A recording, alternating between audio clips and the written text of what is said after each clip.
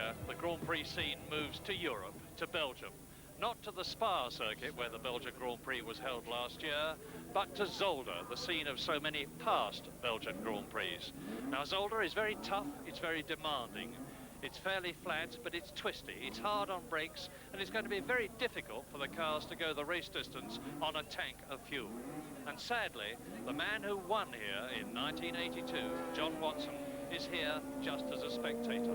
And off goes Rosberg, and Watson is through. Change of lead. Rosberg goes out, hits the curbing at the side, and now John Watson is within sight of that checkered flag. He's going down the finishing straight, and the Belgian Grand Prix has been won by John Watson. It's some time since the bombshell dropped. Has the pain gone?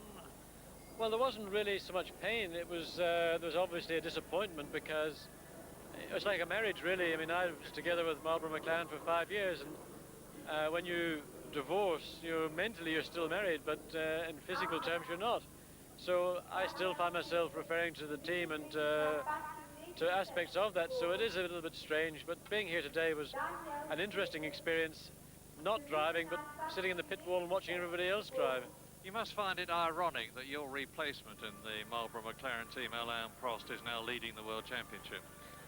It is ironic in one respect, because I believe that if there hadn't been a driver change, then it could have been me leading the championship. Are you surprised that all the main teams except McLaren have not done well this season? Yes, because all those teams that haven't done well are the teams that did the most testing. And it's an irony that Marlboro McLaren, who were late with their car, went to Brazil really with very little experience of it, and were right on the pace. They have a car that is easier on tyres than the opposition. They have an engine that is more economical than the opposition, yet they've done the least amount of running. We'll be hearing more from John Watson during the season. But now here's a check on the World Championship table, which shows that John's replacement at McLaren, Alain Prost, is leading his teammate Niki Lauda, with Keke Rosberg third and Elio De Angelis and Derek Warwick tying for fourth, ahead of Eddie Cheever and Riccardo Patrese. And in the Constructors' Championship, McLaren have a massive 18-point lead over Williams and Alfa Romeo. In practice, Ferrari, who've yet to score, really came good, with Michele Alboreto in pole position and his teammate Rene Arnoux second. Rosberg third, Warwick fourth, De Angelis fifth, and Manfred Winkelhock sixth. But the championship leaders are well down. Prost eighth and Lauda 14th. And so are the Brabhams, with Piquet and Fabi 9th and 18th. The three other British drivers are all in. Nigel Mansell 10th, Martin Brundle an excellent 22nd, and Jonathan Palmer last to qualify at 26th. Diese Bilder kommen live aus Zolder. Grüß Gott, meine sehr geehrten Damen und Herren, liebe Motorsportfreunde in Österreich. Dritter Lauf zur Formel 1 Weltmeisterschaft 1984, der erste auf europäischem Boden nach den beiden großartigen McLaren-Siegen durch Alain Prost in Brasilien und vor 22 Tagen durch Niki Lauda in Südafrika. Schauplatz des Grand Prix von Belgien ist aber heute nicht die spektakuläre und so attraktive Ardennen-Naturrennstrecke von Spa-Francorchamps, sondern das Autodrom von Zolder, zum 10. Mal hintereinander hier in Zolder ein belgischer Grand Prix. Für einige Jahre, glaube ich, zum letzten Mal, denn für die beiden nächsten Jahre wurde der belgische Grand Prix auf alle Fälle wieder nach Spa-Francorchamps vergeben. Es ist ein politisches Problem hier mit den belgischen Sportbehörden, nach deren Wunsch alternierend einmal in Zolder und einmal in Spa gefahren werden soll. Die FOCA, das ist Bernie Ecclestones allgewaltige Formel-1-Konstrukteurvereinigung, möchte oder wollte den heutigen Grand Prix sehr gerne in Spa sehen, genau wie im vorigen Jahr, als Alain Prost gewonnen hat. Wir haben noch ziemlich viel Zeit, etwas mehr als eine Viertelstunde bis zum Start des Grand Prix von Belgien hier in Spa. Startaufstellung, bitte lesen Sie von rechts unten nach oben. Michele Alboreto, die 102. Pole Position für Ferrari in der Formel 1. Die erste für Michele Alboreto und sogar ein Trainings-Doppelsieg für Ferrari. Alboreto, Arnoux zuletzt waren beim Grand Prix von Österreich in Zeltweg zwei Ferrari in der ersten Startreihe, nämlich Tambay und Arnoux. Dann Keke Rosberg, Derek Warwick, der Renault-Fahrer, der am Freitag trainingsschnellster war, und Elio De Angelis, der italienische Nummer 1-Fahrer im Team von Lotus Renault. Unmittelbar also hinter dem Werks-Renault.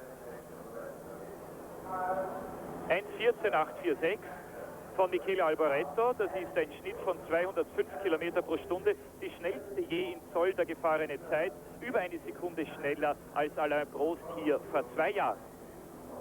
Zum Vergleich offizieller Rundenrekord 1,20 gefahren von John Watson. Überraschung im Training der deutsche Manfred Winkelhock als Sechster, besser als die Brabham BMW-Fahrer Piquet und Fabi. Riccardo Patrese mit dem Alpha sehr stark, Alain Prost nur an der 8. Stelle, nachdem auch er gestern wie Niki Lauda große Schwierigkeiten im Training gehabt hat. Dann kommt Weltmeister Nelson Piquet und dann Nigel Mansell. Im Bild haben Sie Michele Alboreto, den 27-jährigen Italiener aus Mailand, der heute seinen 44. Grand Prix fährt. 2 hat er bereits gewonnen, nämlich Las Vegas 1982 und Detroit 1983, beide auf Tyrrell. Eddie Cheever mit dem zweiten Alpha, dann Patrick Tambay, dann Andrea De Cesaris und Niki Lauda mit 1:18.078 auf dem 14. Startplatz in der 7. Reihe. Hinter De Cesaris unmittelbar vor Jacques Lafitte. Rückstand 3,3 auf diesen Mann, auf Michele Alboreto. Die Formel 1 Perspektiven wurden hier in Zolder ein bisschen umgedreht. Das dieses so dominierende McLaren-Team im Training weit hinten. Ferrari heuer noch ohne Punkte, aber im Training ein Doppelsieg. Johnny Cecotto schneller als der Teamkollege Senna. Thierry Boutsen, der Belgier, der beste Belgier seit Jackie X, der zum ersten Mal den Arrows BMW Turbo. Dann kommt Theo Fabi im zweiten Brabham, dann Senna, der zuletzt in Südafrika Sechster war, vor Erschöpfung aber nach dem Rennen zusammengebrochen ist und ins Spital gebracht wurde, wie Piercarlo Ghizani, der ja im Aufwärmtraining von Kyalami so schwer verunglückt war, aber trotz seiner schweren Brandwunden heute 3 Wochen später bereits wieder ein Comeback feiert. Jonathan Palmer, der englische Spitalsarzt, mit dem McDonald Ram ist der letzte und 26. also der Startaufstellung. Der einzige nicht qualifiziert ist der Franzose Philippe Alliot. Die McLarens also auf Startplatz 8, Prost und 14 Lauda. Heute Vormittag, und das ist gleich die erfreulichste Nachricht zuerst, haben sich diese Perspektiven im Aufwärmtraining Gott sei Dank wieder etwas verschoben. Lauda Dritter und Prost Vierter im inoffiziellen Aufwärmtraining, im freien Training mit vollen Tanks unter Rennbedingungen. Michele Alboreto, dieser Fahrer, war am schnellsten mit 1:17,7. Manfred Winkelhock war zweitschnellster mit 1:18,7 und dann bereits Niki Lauda mit 1:18,8. Ein interessanter Blick ins Cockpit des Ferrari.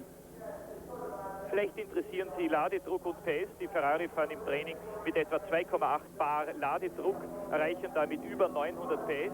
Im Rennen fahren sie mit weitaus weniger Ladedruck, haben nur noch unter Anführung 660 PS.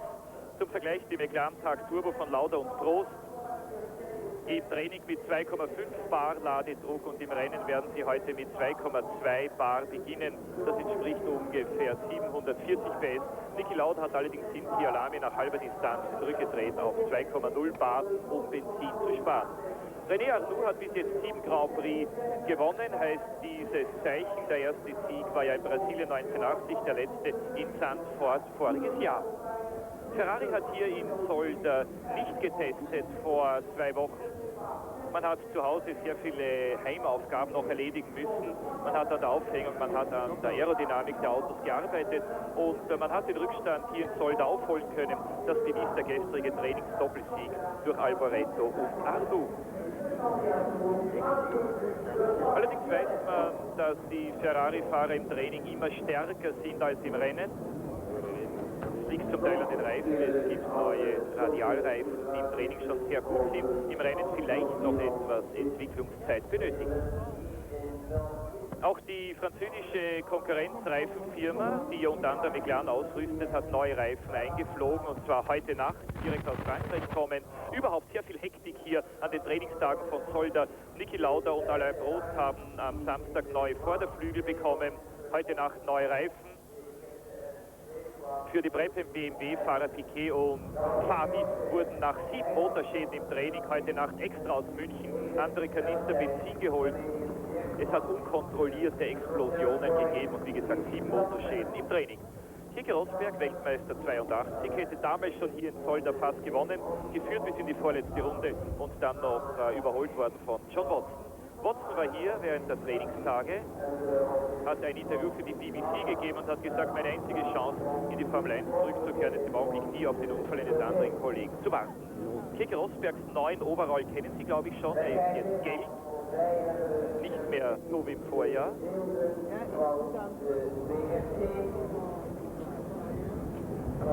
Zolder-Motor gilt allgemein als sehr durstig, genauso wie der Alpha-Turbomotor, vielleicht auch wie der Renault-Motor. Das sind die Fahrzeuge, von denen ich glaube, dass sie vielleicht am ehesten in der Schlussphase dieses Grand Prix stehen bleiben könnten. Bis jetzt ist es erst zweimal in diesem Jahr passiert, dass einem Fahrer der Sprit ausgegangen ist. Beide Male war es Patrick Tambay, beide Male waren es aber mechanische Schäden. Einmal ein aufgeplatzter Tank und einmal hat sich die mechanische Einspritzpumpe während des Rennens verstellt. Derek Warwick hatte zuletzt bei seinem dritten Platz, hier haben Sie im Bild in Kyalami, noch 12 Liter Benzin an Bord, als er das Ziel erreichte. Hat sich in den letzten Trainingsfahrten eindeutig als schnellerer Mann gegenüber Patrick Tambay erwiesen. Das verschärft den Druck auf Tambay, der im Training einen sehr nervösen, verbissenen Eindruck gemacht hat. Mit quietschenden Reifen aus der Box, mit aufheulendem Motor. Derek Warwick sehr zuversichtlich für den heutigen Grand Prix. Hat an der rechten Seite die weicheren Reifen montiert 0,5, an der linken Seite die härteren Reifen 0,10. Warum? Zolder hat fast nur Rechtskurven, 8 Rechtskurven, in denen also die Hauptbelastung auf den äußeren, auf den linksseitigen Reifen liegt. Daher verwendet man links etwas härtere Reifen, weil sie etwas länger halten sollen. 10 Minuten noch bis zum Start. Wir sehen den Lotus Renault von Elio De Angelis und hier den deutschen ATS BMW von Manfred Winkelhock. Große Überraschung im Training.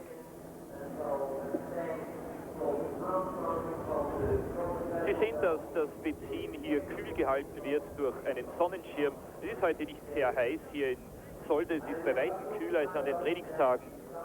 Ein GP-Sieg für De Angelis heißt das, Zeltweg 1982. Sie erinnern sich vielleicht noch an das Fotofinish.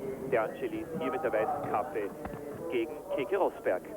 De Angelis war schnellster im ersten Training, hat dann eine gebrochene Halbachse gehabt, einen Getriebeschaden ersten Gang, ist über die Schikane quer durchgefahren, ausgerutscht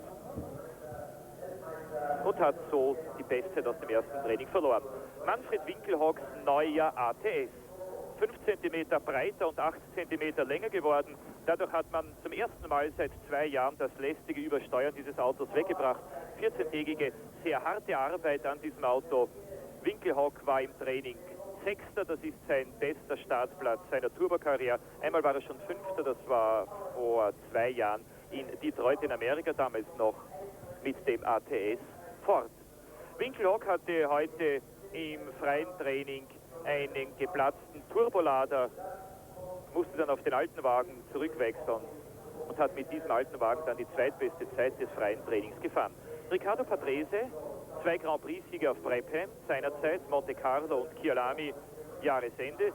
Sie sehen die originellen dreiteiligen Heckflügel. Das war eine Ferrari-Idee aus dem vorigen Jahr, die mittlerweile in allen Teams längst kopiert wurde. Riccardo Patrese, auch er einer der Piloten, glaube ich, denen am ehesten der Sprit ausgehen könnte. Michele Alboreto, der Trainingsschnellste zum Vergleich, gilt als der Fahrer, der am benzinsparendsten und am materialschonendsten fährt. Der Weltmeisterschaftsführende Alain Prost, Sieger von Brasilien, Zweiter in Südafrika nach der phänomenalen Aufholjagd, nachdem er aus den Boxen starten musste. Quer durchs Feld ist er noch Zweiter geworden. Prost 8. Startplatz, das ist der gleiche Platz, von dem aus Niki Lauda in Kyalami in Südafrika den Grand Prix gewonnen hat. Prost führt in der Weltmeisterschaft, 15 Punkte, Lauda hat 9, Doppelführung also für McLaren und im Konstrukteurbewerb für der McLaren noch überlegener 24 Punkte. Die nächsten Verfolger, nämlich Williams und Alpha, haben nur je 6. Nelson Piquet, Weltmeister 81 und 83, 10 Grand Prix-Siege. Hier in Zolder vor 2 Jahren die ersten Punkte mit dem Brabham BMW Turbo. 5. war er damals, voriges Jahr 4. in Spa. Große Schwierigkeiten, wie gesagt, 7 Motorschäden, Piquet und Fabi im Training. Unkontrollierte Explosionen. Vielleicht wissen Sie, dass das Benzin für die Brabham BMW in München in einem eigenen Labor hergestellt wird. Üblicherweise wird dieser Treibstoff dann bei BMW in der Fabrik nochmals getestet. Diesmal ist der Treibstoff direkt nach Zolder, direkt auf den Rennplatz gekommen und irgendetwas kann vielleicht nicht gestimmt haben. Auf alle Fälle heute Nacht neue Benzinkanister herbeigeschafft worden. Nigel Mansell, der Engländer, der bei den Testfahrten hier vor 2 Wochen von allen Piquet am nächsten gekommen ist, 1 Sekunde Rückstand nur, 10. hier im Training, einwandfrei langsam als sein Teamkollege De Angelis. Aber Nigel Mansell ist das beste Grand Prix-Rennen in seiner Karriere hier in Zolder gefahren, 1981. Damals war er Dritter. Zolder überhaupt sehr oft eine Lotus-Strecke gewesen. Mario Andretti hat hier gewonnen, Gunnar Nilsson und so weiter. Jim Clark 4-mal hintereinander sogar Sieger im belgischen Grand Prix, allerdings in Spa. Eddie Cheever mit dem Alfa Romeo war in den beiden letzten belgischen Grand Prix-Rennen immer auf dem Siegespodest, und zwar als Dritter. Die Alfa hatten ihr bestes Trainingsergebnis dieser Saison. Patrese 7., Cheever 11. Das Trainingsduell der beiden Fahrer steht 2:1 für Patrese. Bei Alfa wird ein neues 6-Gang-Getriebe entwickelt, allerdings erst beim Grand Prix von San Marino in Imola. Das ist am nächsten Sonntag zu verwenden. Zuletzt bei den Testfahrten in Imola waren die Alfa schneller als Ferrari, noch dazu auf dem Autodromo Dino Ferrari, was eine Ohrfeige für Ferrari gewesen ist. Wir sehen Thierry Boutsen, den jungen Belgier. Er ist der beste belgische Fahrer seit Jacques X. Und Boutsen fährt sein erstes Rennen mit dem Aeros BMW Turbo. Dieses Fahrzeug bekommt in Imola am nächsten Sonntag Marc Surer und ab dem übernächsten Grand Prix dann in Dijon in Frankreich werden beide Aeros-Fahrer diesen Turbo zur Verfügung haben, damit nur noch ein einziges Team mit 2 Ford Cosworth Saugmotoren, Tyrrell mit den Fahrern Bellof und Brandl. Thierry Boutsen, ein hochbegabter belgischer Fahrer. Allgemein wird ihm eine große Zukunft in der Formel 1 eingeräumt. Erstaunlich wenig Trainingsprobleme für den ersten Einsatz mit einem Turbofahrzeug. Heute Vormittag der 3. Gang kaputt geworden, wurde ausgewechselt. Und interessant, Thierry Boutsen hat seine beste Trainingszeit mit Rennreifen auf der Hinterachse gefahren. Qualifikationsreifen, das sind die besonders schnellen, besonders weichen, die allerdings nur wenige Runden halten. Nur vorne. Heini Mader, der ehemalige Mechaniker des Schweden Joachim Bonnier, wartet die BMW Turbomotoren für Aeros, hat vor ein paar Tagen riesen Glück gehabt, wurde auf dem Londoner Flugplatz in eine Bombenexplosion verwickelt, wurde bei dem Anschlag aber nur leicht verletzt.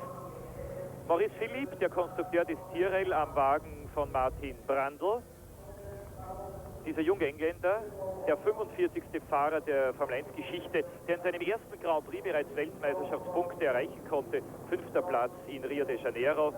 Zuletzt war so etwas Alain Prost 1980 gelungen. Und jetzt haben wir endlich Niki Lauda. 14. Startplatz für den Österreicher. Das ist sein schlechtester Startplatz nur seit er den Turbo fährt, seit Zandvoort im vergangenen August in Holland. Die Trainingsprobleme von Lauda, glaube ich, haben Sie ja mitbekommen. So knapp nach seinem 20. Grand Prix-Sieg in Kyalami. Der McLaren hat im Freitagtraining Feuer gefangen. Ursache war eine lose Benzinleitung. Sicherlich also eine Mechaniker-Schlamperei, für die man allerdings schwer jemanden anklagen kann. Vielleicht ist ein gewisser Hochmut im Team eingerissen nach den großartigen Erfolgen der beiden ersten Rennen. Gestern hatte Niki Lauda elektrische und elektronische Schwierigkeiten im Bild der Renault von Patrick Tambay. Lauda also gestern elektrische und elektronische Probleme. Später hat er einen totalen Getriebeschaden gehabt. Das Getriebehauptlager ist gebrochen. Das Getriebe musste komplett ausgebaut, gewechselt werden. Das hat gedauert bis 12 Minuten vor Trainingsende. Inzwischen waren alle Fahrer längst auf der Bahn, haben ihre Zeiten verbessert. Lauda hatte nur noch 12 Minuten Zeit und alles gegen sich. Qualifikationsreifen, die er noch nicht einfahren hatte können. Im Bild haben Sie Lafitte. Qualifikationsreifen hat er nicht eingefahren, Auto nicht abgestimmt, weil er ja kaum zum Fahren gekommen war. Große Schwierigkeiten für Lauda. Eine rutschige, eine ölüberflutete Bahn aufgrund der vielen Motorschäden. Allein den Williams Honda sind innerhalb von 10 Minuten 3 Motoren geplatzt. Einer Lafitte, den Sie hier im Bild sehen, mit Neil Oatley, seinem Ingenieur, und 2 bei Keke Rosberg. Trotzdem hat sich Lauda noch um 18 Sekunden verbessern können gegenüber dem Freitag und steht also heute, wie gesagt, auf dem 14. Startplatz. Ein kritischer, ein langer, ein bitterer Weg nach vorne heute für Lauda. 13 Wagen hat er vor sich, unter anderem seinen Teamkollegen bei McLaren, den Franzosen Alain Prost. Lauda hat eine hervorragende belgische Grand Prix-Bilanz. Ich schaue mir seine Ergebnisse ab 1973 an. 5., 2., 1., 1., 2., dann ein Unfall und eine Disqualifikation. Als Dritter hier in Zolder, das war vor 2 Jahren, als das Mindestgewicht von 580 Kilo ganz knapp unterschritten war, ich glaube um 1,8 Kilo. Der Grund war, dass der Motor überhitzt hat und lauter einige Liter an Flüssigkeit verloren hat. 220 Liter in den Tanks. Wir sehen noch einmal den belgischen Lokalmatador Thierry Bautzen. 220 Liter, die für einige zu wenig sein dürften. Es gibt schon wieder große Diskussionen, ob man wirklich das Tanklimit für nächstes Jahr auf 195 Liter herabsetzen oder vielleicht doch bei 220 Liter bleiben soll. Und Jean-Marie Balestre, der Präsident der FISA, hat hier in Zolder auch schon davon gesprochen, dass er sich noch 3 Rennen die Sache überlegt und anschaut und dann vielleicht sogar wieder die Tankstops, die im vorigen Jahr ja so sehr zur Belebung der Grand Prix-Übertragung beigetragen haben, zulassen wird. Nicht besonders viel Zuschauer heute in Zolder, ungefähr 60.000. Zolder liegt in der belgischen Provinz Limburg. Die Gegend ist vielleicht nicht besonders. Es gibt einige Vergnügungsparks. For the start of the warm-up lap for the Belgian Grand Prix here in superb weather conditions, bright sunshine, clear blue skies, although there's quite a strong wind blowing at Zolder, which can bring sand onto the track and create a very slippery surface. And there is a sight that we have not seen since the Austrian Grand Prix last year, Ferraris in pole and second positions on the grid. Because on the right, behind the official with the green flag, is for the first time in his Grand Prix career, Michele Alboreto in the Ferrari, and alongside him is Rene Arnoux. As they go away, behind them in 3rd and 4th positions on the grid are Keke Rosberg and Warwick. Well, welcome to the start of the European season, and although we've had 2 Grand Prix already this year, I would say that this race is more difficult to predict than any race we've seen for a long time. I've talked to a lot of the teams this morning, and uncertainty, in fact the only team that I spoke to the whole morning who seemed certain of anything was the Alfa Romeo team, who were certain that they were going to run out of petrol. And with that nobody could disagree, and certainly not with their confidence. But apart from then, everybody seems to be in one sort of problem or another.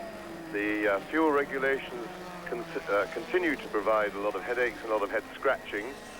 Ferrari, for example, who have totally turned around their first 2 races' form, have changed their fuel injection system fundamentally back to the old normal injection system rather than the computerized electronic system, and that we would imagine is in search of more power, which they seem to have found again.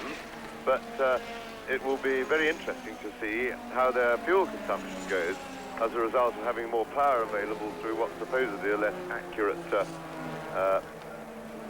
system. Of course, this is all connected with the fact that these cars, as regular viewers will know, are restricted to 220 litres of fuel this year, which is considerably less than they've used in the past when they've been able to use as much as they want. And therefore, it's a bit of an economy run, and they have to judge their fuel usage. Now, here they are coming around the last hairpin of the familiar Zolder circuit. Very tight, twisty, very hard work for the drivers. It undulates, it winds a lot, it's got a couple of very tight, slow corners. It's quite bumpy, which adds to the physical strain for the drivers, and it's very hard on the car's brakes and transmission because it's very much a stop-go circuit. The lot of sharp acceleration, winding up the transmission and putting a strain on that, and then heavy braking with these cars carrying a lot of weight. 220 litres of fuel weighs, well, a lot. I could work it out. Pulling up onto the grid now. Led by Michele Alboreto, number 27, with behind him, in second place on the grid, his teammate Rene Arnoux. Then Keke Rosberg. On your left and Rosberg's right is the 4th place man on the grid, Warwick. Then in the black and gold car, Elio De Angelis, and then in the yellow ATS, Manfred Winkelhock. 70 laps, 185 miles.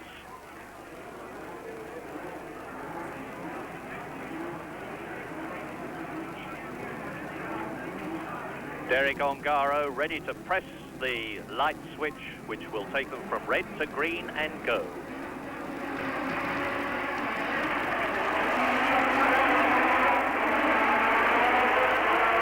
And Keke Rosberg is left very badly on the line as the rest of them get away. Rosberg, third on the grid, was miraculously missed by everybody else and has got away, but is 26th and last as the leaders stream away round the Bianchi bend and up towards the chicane on lap 1. And it's Ferrari, Renault, Ferrari. Alboreto is leading. In third place is Rene Arnoux, and Derek Warwick is in second place in the Renault. Fourth is Winkelhoff through the chicane on towards Terlamen, and it's Alboreto, Warwick, Arnoux, first, second and third. Ferrari, Renault, Ferrari. And Michele Alboreto is doing here in Belgium what he did at Brazil. He's leading strongly from the start of the race, but don't forget that in Brazil he broke down.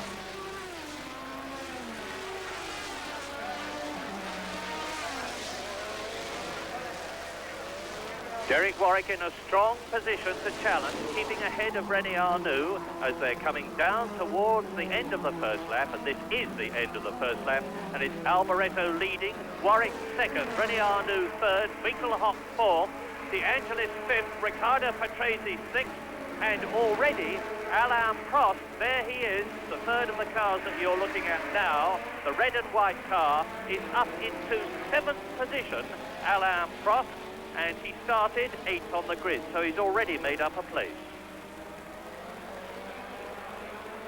Yes, at the start, Keke Rosberg, he appeared to lose revs on his engine, or anyway, it came off the cam, and these turbo engines are very difficult to get running. He sat there trying to flip up his throttle, it was popping and banging, and the amazing thing is that the whole field managed to avoid him, because it's very, very narrow here, this grid at Zolder, and very difficult to see from the cars coming behind when you've got a whole lot of cars between you and the stationary one, and he was near the front of the grid. So it was a fortunate escape for everybody, both Keke and the people behind him, and he's got the engine going, but he's now got a big problem because this circuit has a real premium on overtaking. It's very difficult to overtake, for example, and that could be Rosberg cruising in. No. It's one of the Tolmans. It looks like Johnny Cecotto. It is Johnny Cecotto. But, for example, on the overtaking situation, both Prost and Lauda were very quick this morning in the warm-up and full tanks and in race configuration, but from their lowly grid positions, they're going to have a lot of trouble catching up. So, yes, there you see the Tolman just cruising in. He's into the pit lane now, and so he'll be out of the way of the other people in the race. Meanwhile, Alboreto confirming the form that won him his Ferrari drive. They've got the car going for the first time properly this year, and as soon as they did that, Alboreto has collected the first pole position of his career, and now, as we've seen him do so before, looks very poised and controlled in the lead. Yes, this very mature young Italian, but Derek Warwick holding on well in the Renault in second position. Don't forget that it's Derek Warwick's intention to go through the whole race without changing tyres. We don't know what the Ferraris are going to do. The Goodyear runners, most of them, except Ferrari and Williams, have got a brand new rear tyre. There's Manfred Winkelhock in fourth position behind Rene Arnoux, and in fifth place it's still Elio De Angelis leading the Alfa Romeo. In sixth position of Riccardo Patrese, and we are completing lap 3 out of 70.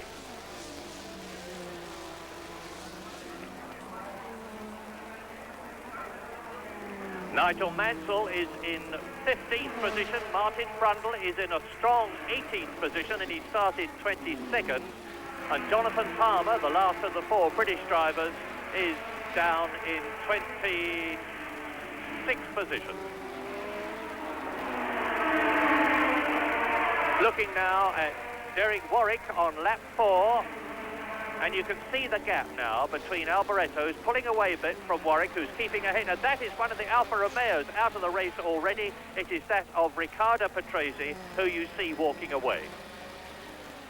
Well, the opening laps that we have seen have very much confirmed practice form. The Ferrari is going very well indeed. Derek Warwick, who's been having a marvellous meeting so far, he was fastest despite only using race tyres to do his time on Friday in qualifying, He's gone very well in the warm-up, and he's holding on well in amongst the two Ferraris. Alboreto opening a tiny bit of air, Arnoux holding on apparently comfortably, but they are opening up a gap on Winkelhock. Problem nowadays, though, of course, with these new regulations and a lot of tyre changes, Goodyear have been a little bit behind in the first couple of races, so they've been rushing through a panic program, hence the tyres, the new rear tyres Murray was talking about. Bit of a mistake there from Warwick, lost a little bit of ground, and Arnoux is beginning to, yes, having a look. He's not nearly close enough, but I suppose just looking for future reference, see if he can see a hole there. It's interesting to see if Warwick can make up that little bit of ground that he's lost. But the big problem is we've got question mark over, for instance, particularly with Ferrari. Warwick's a fairly known quantity, but we don't know how their engines are going to, how much fuel they're going to use, and we don't know how much tyre wear they're going to have on the Goodyears, and how conservative or how speculative they're being on their hard or soft compound. Cecotto has gone into the pits with a brake problem, and the order now on lap 5 out of 70. As you can see, Michele Alboreto leading, Warwick second, Arnoux is in third position, Winkelhock is fourth, De Angelis is fifth, Alain Prost is in sixth position, Nigel Mansell is now in 15th position, and Martin Brundle is 18th, with Jonathan Palmer still bringing up the rear, and Derek Warwick, with those longer-lasting, he hopes, tyres on his car, is keeping station. And it's Goodyear tyres leading, Michelin second, Goodyear third, and Pirelli in fourth position. So there's a very even spread of the important tyre manufacturers as the leader goes through to complete his fifth lap. Alboreto, and it looks to me as though Winkelhock is gaining on Arnoux, and Warwick in second position is pulling away from the Frenchman in the Ferrari a bit. You can see for yourself. This looks like a bit of a breakthrough for Pirellis, because they have made good qualifying cars in the past, but they've never really made a very, or certainly not a race car that has been actually successful. And Winkelhock has now closed that gap, the ground that he's lost. He also, that's somebody slowing down in a bit of trouble. Could it be one of the McLarens? I think it is. I can't see it, and they say it's Prost on the caption. So Alain Prost looks to be in mechanical trouble and slowing down, which will be a great disappointment to the McLaren team. Nicky Lauda is way back in something like 11th place at the moment, but of course he started 14th on the grid. But whilst he's fighting to get through back markers, if that's what he's doing, these chaps have got a clear road that we're looking at now, and they're going away. And I must say it's interesting, and I think that's just Prost parking, so that's not really, we've seen him, we know he's in trouble. But Winkelhock's performance is particularly gratifying to Pirellis, because he's not the kindest of drivers to tyres. He throws his car about a lot, and that's not the way to look after them. So if they're standing up to Winkelhock, fairly, what I suppose one should call muscular driving technique, then, whoops, and now they're smothering in foam. It probably wasn't on fire at all, but maybe his turbo just caught. Alain Prost, of course, is leading the championship, and the pendulum is swinging, as it very often does in Grand Prix racing. McLarens, who seemed so dominant and who are actually leading the Constructors' Championship by an enormous margin, have now already lost one of their cars. As you look at Warwick second, Arnoux third, and Winkelhock closing right up with the Frenchman. There in fifth place is Elio De Angelis, and right behind De Angelis now is Nelson Piquet. So Piquet is absolutely streaking through the field, because he is up from 9th position to 6th. Yes, and the lead is a real big battle going on at the front at the moment, because Warwick looks to me as if he's using everything he's got just to hold on to Alboreto, who naturally in turn is using everything he's got just to get away, and it's an important psychological trial of strength. Likewise, Arnoux is busy holding on, and as well as resisting a challenge from Winkelhock. Winkelhock, who's coming at him in fourth place, trying to get past. So it's an important psychological struggle to see whether they actually separate, or whether they can all hold on to each other for the time being. So there are De Angelis and Piquet in respectively 5th and 6th position. Elio De Angelis in the JPS Lotus with its V6 Renault turbocharged engine. Nelson Piquet, hoping that his BMW engine lasts, which it hasn't done in the previous 2 Grand Prix at Brazil and South Africa, or in practice.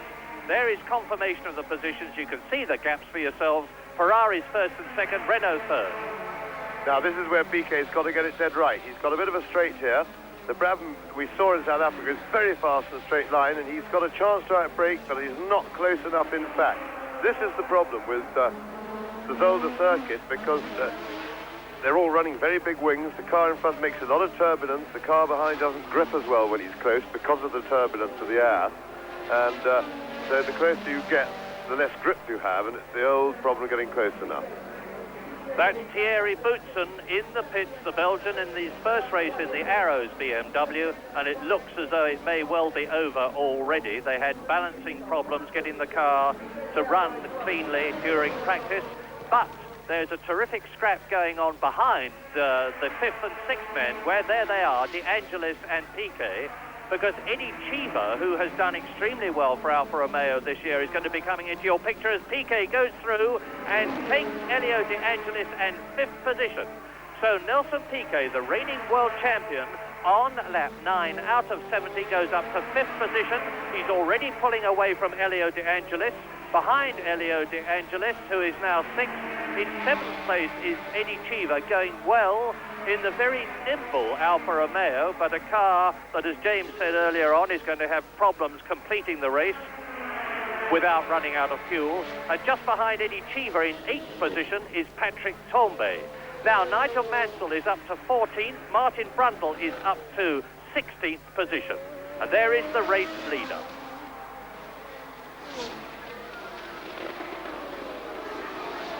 There's the gap between Michele Alboreto, the race leader, on lap 9 out of 70. And the next man you should see will be Derek Warwick in the yellow Renault. And Alboreto has now got something like a 5-second lead already. There is Boutsen, an unhappy man because his Belgian Grand Prix is finished, and naturally, Boutsen, being a Belgian and the centre of interest here, wanted desperately to do well in this race. He's standing by the car, obviously hoping to get back in it.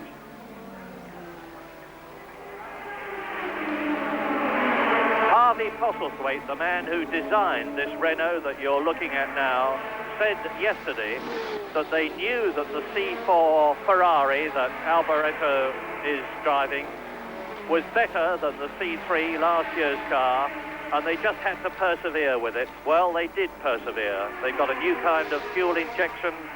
They've tried all sorts of tyre combinations. They were throwing all sorts of different types of compounds and constructions at the cars yesterday. They got the balance and the handling absolutely superb.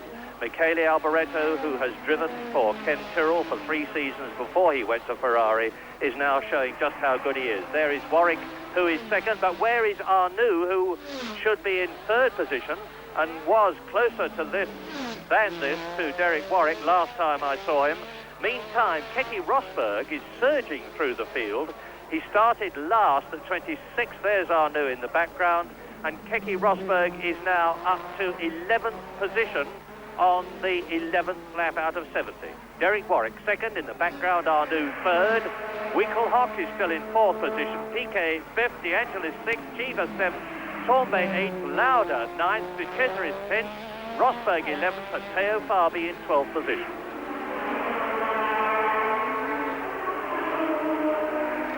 Well, it looks as if the leading battle has resolved itself for the moment in favour of Michele Alboreto. He's now managed to, as it were, break the toe that he was giving to Derek Warwick, and he's pulled out something like over 6.5 seconds lead, and seems to be steadily increasing that lead. In the meantime, the concertina is stretching, because there is Derek Warwick, and he's pulled out a 4 or 5 second lead on Rene Arnoux. But Winkelhoff is keeping up well and still threatening. He's very much in touch with Arnoux, and of course Piquet is coming up to challenge. He's got a bit of air to make up to catch. He's about sort of 5 seconds behind Manfred Winkelhock at the moment. boots and getting out into the race. And those of you who know about these things may be surprised to hear me referring to the Belgian Grand Prix as being 70 laps long when you expected it to be 71. Well, for some reason that is not at all clear to any of us, it was decided to include the warm-up lap in the 71 laps. So the actual race itself is going to be over 70 and not as anticipated 71 laps. There goes Eddie Cheever through the picture. That's Patrick Tambay. There is Niki Lauda, and behind Lauda and gaining fast is Keke Rosberg. Now Lauda is in 9th position. Keke Rosberg therefore in 10th position, and see the way the Finn is driving his Williams V6 turbo Honda powered car. He's really charging. Rosberg, number 6, is in 3rd position in the World Championship thanks to his 2nd place in Brazil, closing up on Lauda, who is closing up on Tambay, and Tambay is in 8th position behind Eddie Cheever. There's Lauda. Rosberg. Tambay in front. And the order now on lap 12 is Alboreto leads, Warwick 2nd, Arnoux 3rd, Winkelhock 4th, Piquet 5th, De Angelis 6th, Cheever 7th, and then the battle that we're looking at between Tambay, Lauda and Rosberg, all of them gaining. And Ghinzani has come up, the Italian driver who crashed in South Africa, is now up into 13th place in his new Osella. We're looking at Patrick Tambay, who is 8th, Lauda, who is 9th, Rosberg, who is 10th.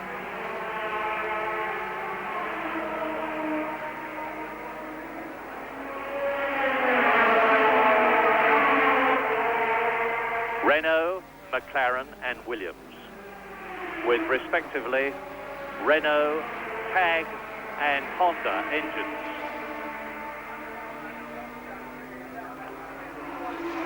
What we don't know, of course, is what compound tires a lot of the drivers have got, and it's going to be even more critical here at Zolder, which is so demanding on the rubber than it is at almost any other circuit. Tambay, Lauda and Rosberg. Yes, well, Rosberg, when you consider that we're at a circuit where overtaking is really difficult, from starting bog last, as he did, has come through the field at a quite astonishing rate. He's really flying. I know we've all seen what a great driver he is, and when he gets the adrenaline up, he really goes.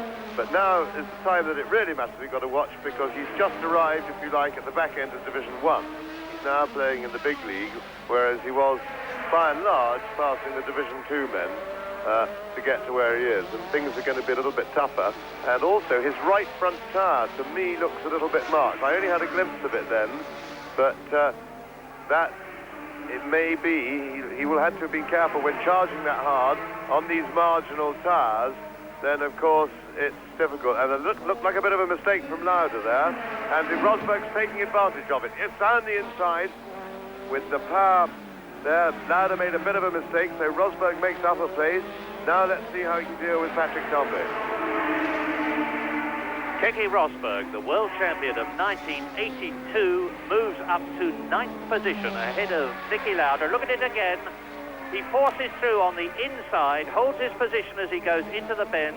Niki Lauda tries to keep up, but has to back off and let Rosberg through. And I think it's not going to be very long before Keke Rosberg in 9th position takes number 15, the Renault of Frenchman Patrick Tambay, ahead of him, and goes up to 8th position from 26th, and this is lap 14, a quite incredible, typical, meteoric, charging drive by Keke Rosberg, who's really reveling now in the extra power that the Honda turbocharged engine's giving him compared with the Ford 3-litre DFE engine which he had up to the end of last season.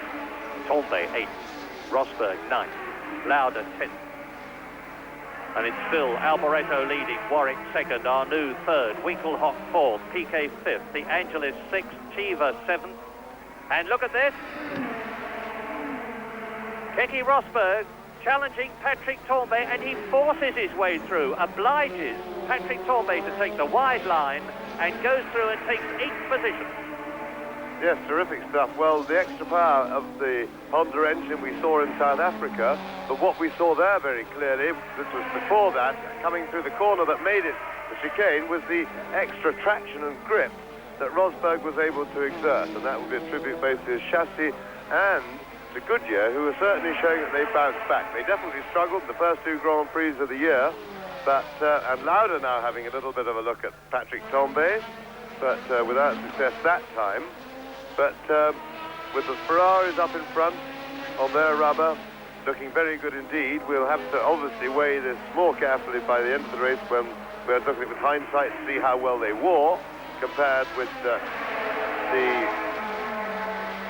Michelins, but certainly they're really going very well indeed. And while you look at this, Nigel Mansell is coming into the pits, and there he is. Nigel Mansell, who was in, at the time, 20th position, so he's dropped down through the field. It's obviously not tyres, because as you can see for yourselves, no jacks, no pneumatic hammers, the wheels aren't coming off, but Mansell is coming out, and he is finished in the Belgian Grand Prix, and it's still led on lap 16 by Alboreto, ahead of Warwick, and he's some 6 seconds now ahead of the Englishman. And in third position, it's still Rene Arnoux in the third Ferrari, ahead of Manfred Winkelhock in the ATS, and you're looking at the race leader, Michele Alboreto. Now, I think Warwick's in trouble. I think Arnoux's just passed him. Look now, is this Warwick coming through? I saw him go past, well, no, it was the back marker, I beg your pardon. No, hang on, that was... it's the spirit of Mauro Baldi, and we'll take the gap between Michele Alboreto, who crosses the line now, as Derek Warwick comes up to go past, and the gap between Warwick and Alboreto is 6.06 seconds, which is about what it was, and the race positions are held for the first half dozen or so anyway, with 16 laps completed out of 70. There is the race leader, commandingly driving his Ferrari ahead of Warwick second, Arnoux third, Winkelhock fourth, Piquet fifth, and De Angelis sixth.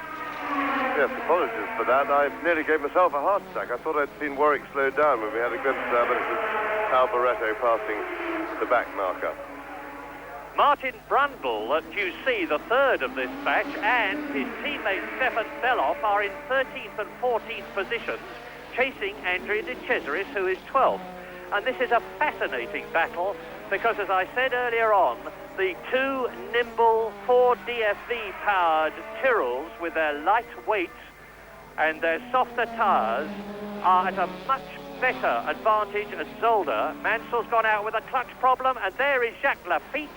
Jacques Lafitte in the Williams, and you can see that he's being pushed off the course, so he's obviously out of the race, getting out of the car to join the other retirees, Riccardo Patrese, Alain Prost, Thierry Boutsen, who came in and has actually now gone back into the race, Nigel Mansell, who has retired, and Jacques Lafitte.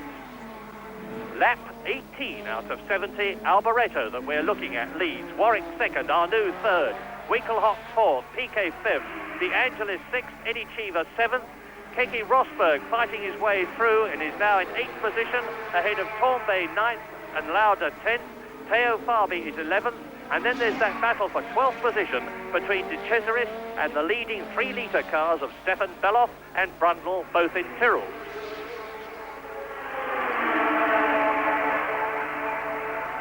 8.646 seconds, that says, between the race leader, there he is, Michele Alboreto on lap 18, and Derek Warwick in the Renault. Question, is number 27, Michele Alboreto, going to stop to change his Goodyear tyres? We don't know. Ferrari weren't prepared to say just before the race began. We do know that Derek Warwick intends to drive straight through, so if Michele Alboreto there comes into the pits to change his tyres and Warwick is where he is now, the Englishman would certainly take the lead. Patrick Tambay seems to be in trouble in 10th position. He's dropping back. There is Marc Surer in the arrows. There is Derek Warwick in 2nd position. Now watch for Rene Arnoux in the Scarlet Ferrari. That's the gap, and it's a long, long gap now. There is the Frenchman. And behind him, Winkelhock behind him in 5th position, Keke. That's Garibaldi, who has been lapped. There is De Angelis, chased by Chiva. And De Angelis, number 11, is in 6th position. And you can see that Eddie Chiva there in the green and red V8 Alfa Romeo in 7th place is right with the Italian in the JPS Lotus. They pass Garibaldi. It is now lap 19. Michele Alboreto leads. Warwick 2nd, Arnoux 3rd, Ferrari's 1st and 3rd. Winkelhock chasing Arnoux 4th. Keke 5th, De Angelis 6th, Chiva 7th, Rosberg 8th.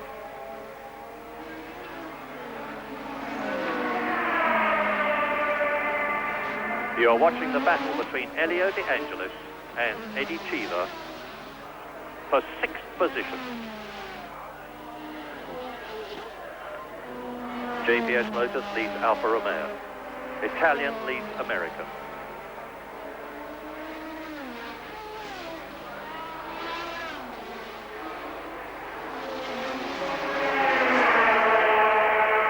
Some 650 horsepower under their right foot. All these drivers. And did you see Keke Rosberg coming into the picture? As Boutsen comes into the pits again, Keke Rosberg in 8th position is gaining hand over fist on Elio De Angelis, who is 6th, and Chiva, who is 7th. We're seeing as great a drive from Keke Rosberg in this Belgian Grand Prix as we saw from Alain Prost in the South African Grand Prix. Now there is Rosberg. The third of these 3 cars is Keke Rosberg in 8th position. Remember, Alain Prost drove from 26th to 2nd in South Africa. Keke Rosberg has already driven from 26th to 8th, and he's going to move up further still. Yeah, I must take issue with that, Murray, in that we're seeing a truly great drive from Keke Rosberg here, and in fairness, all Prost did was sit in the best car in the race and just steer it through the traffic, because in South Africa, overtaking is very easy, and he did a very, very good job with the car he got, but he didn't do anything special. But this is special, what we're seeing from Rosberg. This is really something. On a circuit where you can't overtake, he's absolutely flying. He's already pulled 8 seconds on Niki Lauda, and he could really be challenging for the front if he can keep this going, as long as he's looked after his tyres and everything. The interesting thing is going to be what is the gap between Warwick and Rosberg, because if it's closing and Rosberg can get ahead of these 2 cars in front of him, it's more than conceivable that the Finnish driver will be able to challenge Michele Alboreto before the race is over. And I'll tell you that the gap at the present minute between Warwick in 2nd place and Rosberg is 22 seconds, as Boutsen's car is definitely pushed into the pits and out of the race. And there are the 6th, 7th and 8th men. De Angelis in the JPS Lotus, Chiva just to the right of your picture, and Keke Rosberg that you're looking at. De Angelis 6th, Chiva 7th, Rosberg 8th.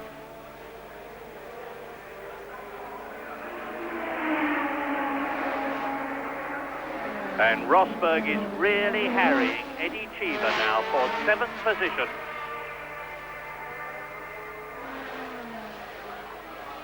He's come up on this very demanding circuit from the last place on the grid to 8th position. Yes, he's got one particularly good place each lap, and that's the chicane immediately before the pits, which they're coming to. They've got this hairpin now, little kink, and then the corner where his car seems to have... But look at his right front tyre. His right front tyre would appear to certainly to be very scuffed, if not blistered. So what we may see is the end at some stage of Rosberg's run. But of course, remember, he'll have another set of the pits waiting for him, and this time he didn't get the speed through there. He appeared to lose ground, and that was his specialist spot. Let's watch him for another lap. But I think that Rosberg might just be running into front tyre troubles, which would be a crime. Now, that is where the right front gets a big lean, and he certainly wasn't quick through that one. And the gap is increasing between Warwick and Rosberg. Warwick, who is 2nd, and Keke Rosberg, who is 8th. It's now 23 seconds, but it's because De Angelis and Chiva are holding the Finn up. The position now on lap 22, as Rosberg again challenges, and this time goes through. Keke Rosberg takes Chiva, who fights back. but Rosberg slams the door in his face, and he's gone up to 7th position. And now, on lap 22, it is still Alboreto leading, Warwick 2nd, Arnoux 3rd, Winkelhock 4th, Keke 5th, the Angelis 6th, Rosberg 7th, Cheever 8th. And here we see it again. Now Rosberg came through on the outside for the next corner, and they had really quite a scrap. I think Cheever was retaliating in a situation where he really was beaten. Seemed a bit unnecessary, but still it was made jolly good entertainment, and both drivers emerged unscathed. Rosberg was well clear. He got it right out of the previous corner. They would out-accelerate him. So now, can Rosberg look after his tyres enough to keep this stunning performance going? But I think he's struggling a bit now. He doesn't seem to have quite the same superiority in grip and handling that he had 10 laps ago, or even 5 laps ago. And behind this great battle for 6th, 7th and 8th positions, Martin Brundle has moved ahead of his Tyrrell teammate Stefan Bellof to 14th position. Nigel Mansell, you know, is out of the race. Jonathan Palmer in the Ram with its Hart engine is in 18th position in the race. Now, if I was Rosberg and if I was in tyre trouble, I think, unless there was a good reason not to, I'd go to the pits right now, because he's stuck in traffic, so he's not going to gain any ground. And if he puts on his new tyres now, he'll come out with the back markers again, who are easier to pass than the front men, and he has a very good chance that he'll be passing the front men while they're in the pits, so he won't have to physically overtake them. And I think that if he's thinking as well as he's driving, unless, as I say, he's got a factor which I don't know about, which is quite possible, that says to him that he can't come into the pits yet. But as I think now would definitely be the time for Rosberg to come with his obvious right front tyre trouble. And there's Piquet, has moved up to 4th position ahead of Winkelhock and just behind Rene Arnoux.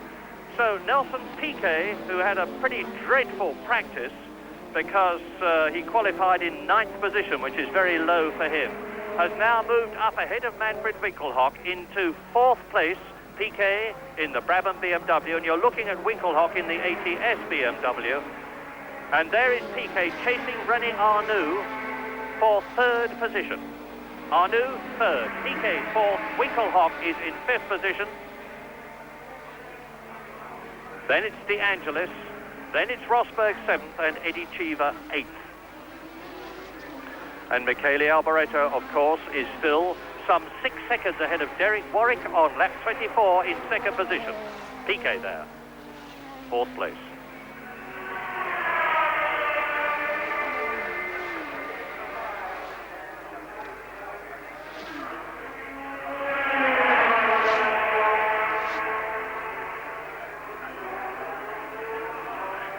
And it looks as though Winkelhock has got some sort of problem. Maybe his tyres are going off. Meantime, Stefan Bellof, who's having a terrific scrap for 13th place with Martin Brundle, has regained that position. So the Englishman in the Tyrrell's gone down 1 place, and Jonathan Palmer is still in 18th position. Lap 25. Alboreto leads, Warwick 2nd. This is the battle for 3rd. Ferrari versus Brabham, Arnoux versus Piquet, Frenchman versus Brazilian.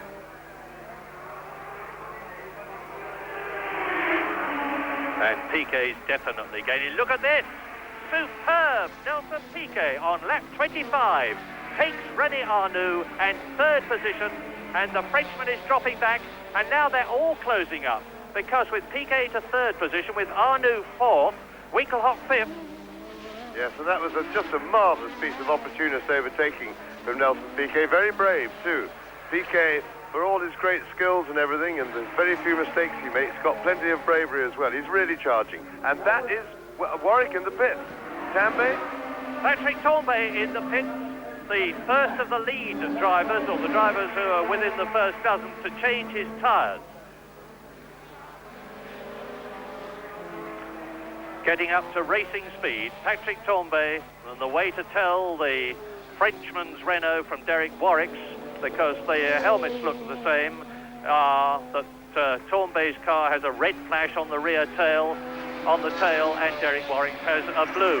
And Keke Rosberg now is right up with Manfred Winkelhock, who is in 5th position. As into the pits comes Rene Arnoux in 3rd position. And they were changing cars in practice this morning in 7 seconds. And it looks as though they're not going to do it this time. Arnoux, who was in 4th position, having just been taken by Nelson Piquet, is having a very slow pit stop. It should only take about 8 seconds at the most from stationary to moving again, and that was a 19-second pit stop. It will have lost Rene Arnoux quite a few places. He rejoins on lap 26, the order being Michele Alboreto leading. Warwick is in 2nd place. Up to 3rd position now was Nelson Piquet. So now to 4th is Winkelhock, chased by Rosberg, Cheever, De Angelis and Niki Lauda, with out of the race Riccardo Patrese, Prost, Boutsen, Mansell and Lafitte.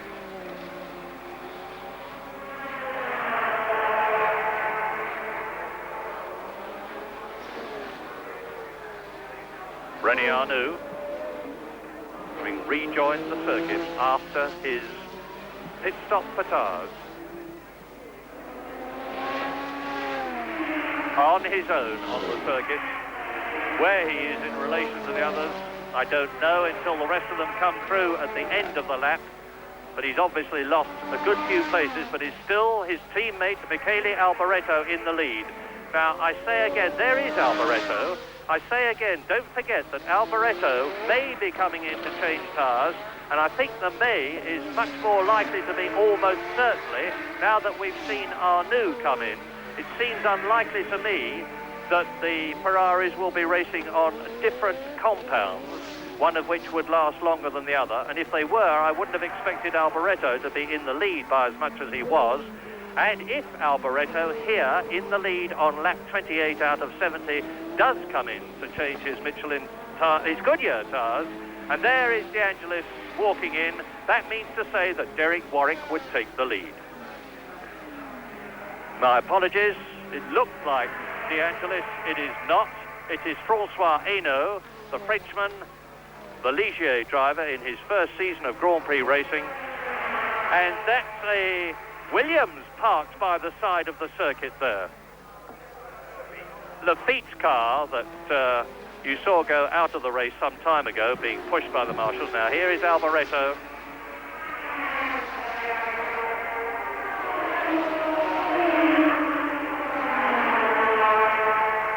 As we look at Michele Alboreto on lap 28 out of 70, he leads from Derek Warwick, 2nd. In 3rd position, Nelson Piquet. In 4th position, Keke Rosberg. In 5th place, it is Eddie Cheever. In 6th position now, it is Manfred Winkelhock. And in 7th place, Elio De Angelis. 8th is Niki Lauda. In 9th position was Francois Arnoux, who is now out of the race, which means to say that Stefan Belov is 9th and Martin Brundle is in 10th position, and the Tyrrells could move up further in the race order before this race finishes.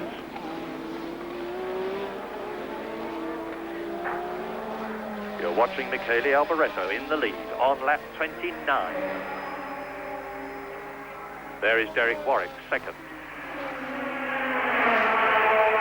Closing up on Mauro Baldi in the Spirit, who is in 17th position.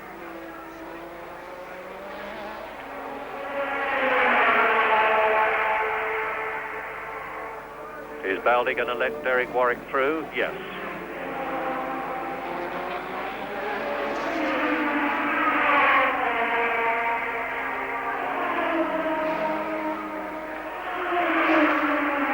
Well, if we thought Rosberg was in tire trouble, maybe I'll have to eat my words, because he's been catching Nelson Piquet pretty fast, and he's now very much in striking distance, challenging Piquet for 3rd place. 2 seconds between them, and that is Cheever. Eddie Cheever out of the race in his Alfa Romeo, and the American was in 5th position. Oh, very unhappy Eddie Cheever. He had a dreadful season with Renault last year. He had an enormous number of retirements. He moved to Alfa Romeo in the hope that things would improve. And as you notice from his gestures, he is obviously a very frustrated man, and justifiably so. as the marshals. And by the way, there are 46 British marshals here today from the British Racing and Sports Car Club from Brands Hatch, and they are a welcome addition to the Belgian marshals. And Eddie Cheever, unconcerned about that. That chap in the background doesn't seem to be very concerned about anything as Cheever walks past him. Well, lap 30 now. There's Piquet, and look at Rosberg. This is the battle now for third position on the 30th lap, and Keke Rosberg in the Williams Honda has come through from 26th and last position at the beginning of the race to an incredible 4th place on this Zolder circuit, which is renowned to be not only one of the hardest there is on cars, but one of the hardest of all to pass on. And Rosberg has passed, what, 22 people. Alboreto leads, Warwick second. This is the battle for third between world champion Nelson Piquet in the Brabham BMW and the 1982 world champion Keke Rosberg in the Williams Honda.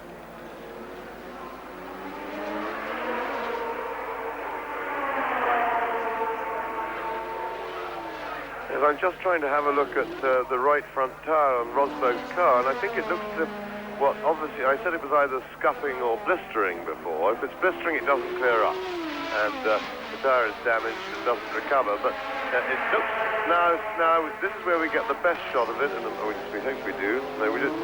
Yes, it's still scuffed across half the face, from the inside shoulder to halfway across the tread width, and which I think is an improved situation. It's more scuffed in the middle before, and sometimes as the tyre wears, it takes the scuffing off and recovers again. And this, I think, is what would appear to have happened with Keke, and he's going absolutely fine. He's having a look down the inside now, but he wasn't quite right.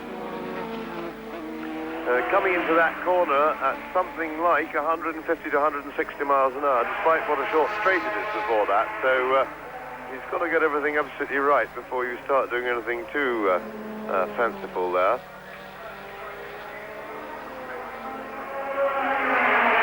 Into the pits comes Niki Lauda in 7th position. Start the stopwatch. 7 seconds is what it was taking them to change 4 tyres and wheels in practice. Up go the hammers, off goes Lauda. 9.6 seconds, a very good pit stop in racing conditions. We rejoin to see Piquet holding off Keke Rosberg, who is 4th. And the gap between Warwick, who is 2nd, and Piquet and Rosberg is still 23 seconds. So Alboreto is holding his 1st place from Warwick, and Warwick is holding his 2nd place from these two. Mary, I should explain what you said about racing conditions, because people at home probably don't realise how important that is. When these teams practice pit stops with the car in the pits and in the garage, everything is cold, and it's much easier to do. You don't get things stuck on. When the brakes are right by the wheels, but the actual temperature of the metal in the wheels is probably anything up to 200 degrees centigrade.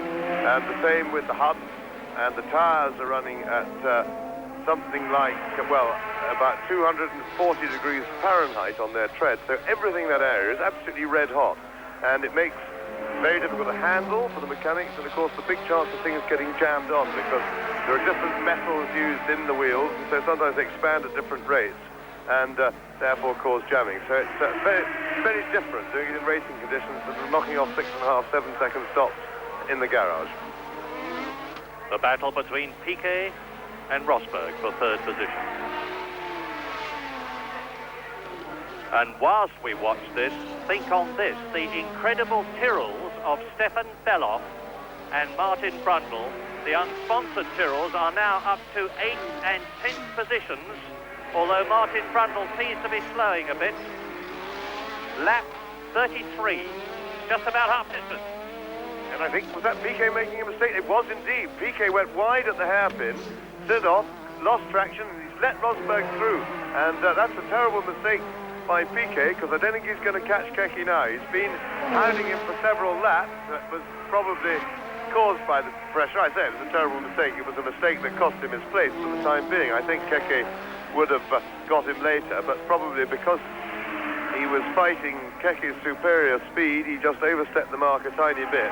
And that puts Keke Rosberg up into 3rd place, and he's got something like 20 seconds or a little bit more to close on Derek Warwick. So now we're just going to have to sit back for a couple of laps, put a watch on it, and see how he gets on. Bearing in mind, of course, that Keke hasn't yet stopped, and that Derek Warwick is planning not to stop, but I suspect, or rather, if I was asked to hazard a guess, I would say that that was rather ambitious, and I think there's a very good chance that he will end up stopping. I think he's favourite to stop. But Piquet, I think, is going steadily. I think it's just that Rosberg is absolutely flying. And Keke Rosberg is now up with Tombe as Warwick comes into the pit in second position. This we did not expect. This is lap 34. Derek Warwick stops. Remember that Piquet's his pit stop was about 9.6 seconds. How is the Renault team going to compare? Well, 2 seconds longer. Warwick rushes out of the pit, and he's going to be bearing in mind the fact that he's got to work up to racing speed on cold tyres now. It means to say that Rosberg in third position is going to close on him, with Piquet behind him in fourth position. And I think I saw Rosberg just slip through. There is Rosberg, yes. And Rosberg slipped through we just saw him go by as Derek was coming out of the pit. But bear in mind, of course, that Rosberg still has to make his stop, and that Derek now is on fresh rubber. And this is where the race is really going to come alive, and we may well get a lot of changes, because as you can see, drivers are into the pits. That is Winkelhock, who was in fifth position, has come into the pits for a very long pit stop. I'm not aware of his team having done much practice, and it certainly showed there in comparison with the Brabham, the Renault and the other teams. And there is Tombe, and Tombe, having come in, is well down in 15th position.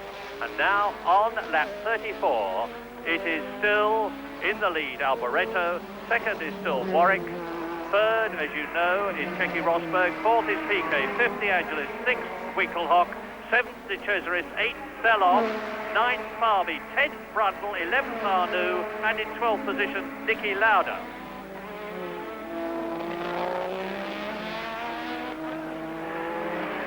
Keke Rosberg now up, of course, into second place. We just caught a glimpse of him passing Derek Warwick, and the incredible world champion of 1982, the Finn Keke Rosberg, has moved from 26th to second place in 34 laps. And that's just under half distance. We are now on the half distance, lap 35 in this 70-lap race.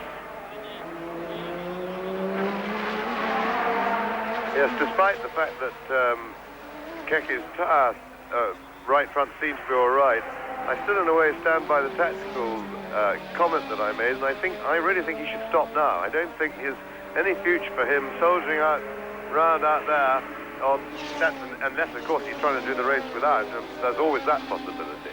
But if he's not, it would be tactically wrong, I think, because worn rubber is not as fast as fresh rubber. Warwick's got fresh rubber on. He's got it warm now. He'll be getting the hang of the track, and Keke might as well get in and get it over and done with, and get out and get racing on some fresh rubber where he can lap quicker. But he's still, if he has stopped, he'll still have a big deficit to chase Warwick from behind.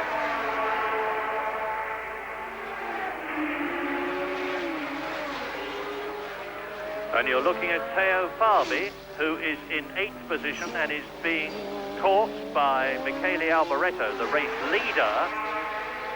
And he's lapped everybody, therefore, up to 8th position. He's now lapped everybody up to 7th position, and there is Martin Brundle behind Theo Farby.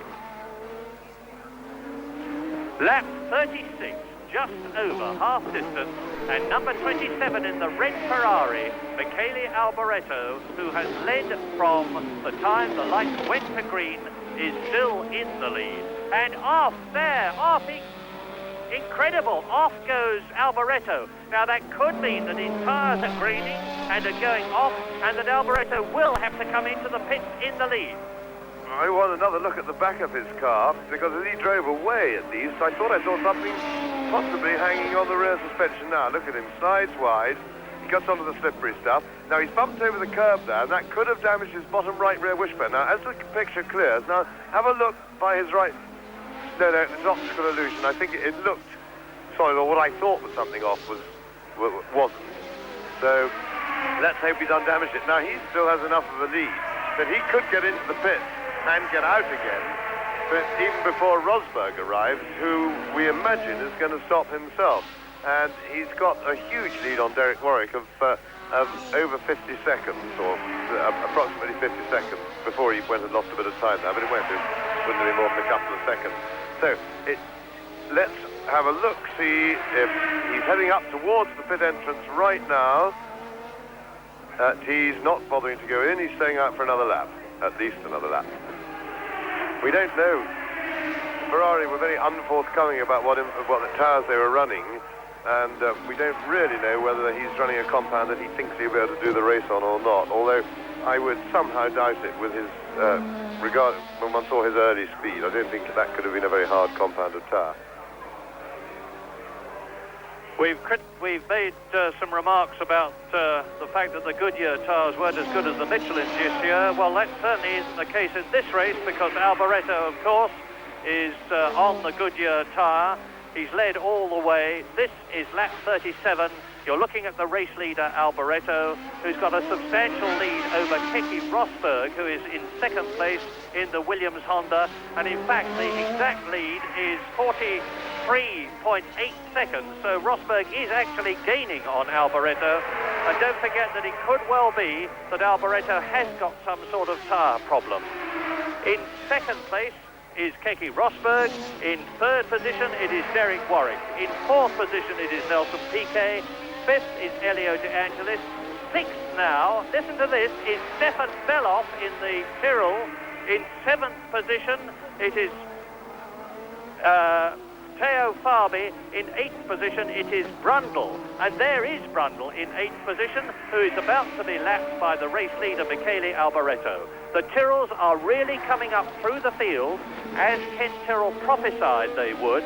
He said if there is one circuit where the Tyrrells are going to do really well this year with their problem of much less powerful engines, it is Zolder, because their nimbleness and their lightness really suits this circuit. So, Michele Alboreto in the lead Ferrari, now on lap 39, leading Keke Rosberg, and closing up on Martin Brundle in 8th position, and Stefan Beloff, the West German driver in the second of the unsponsored Tyrrells, is in 6th place and in the World Championship points table. Alboreto.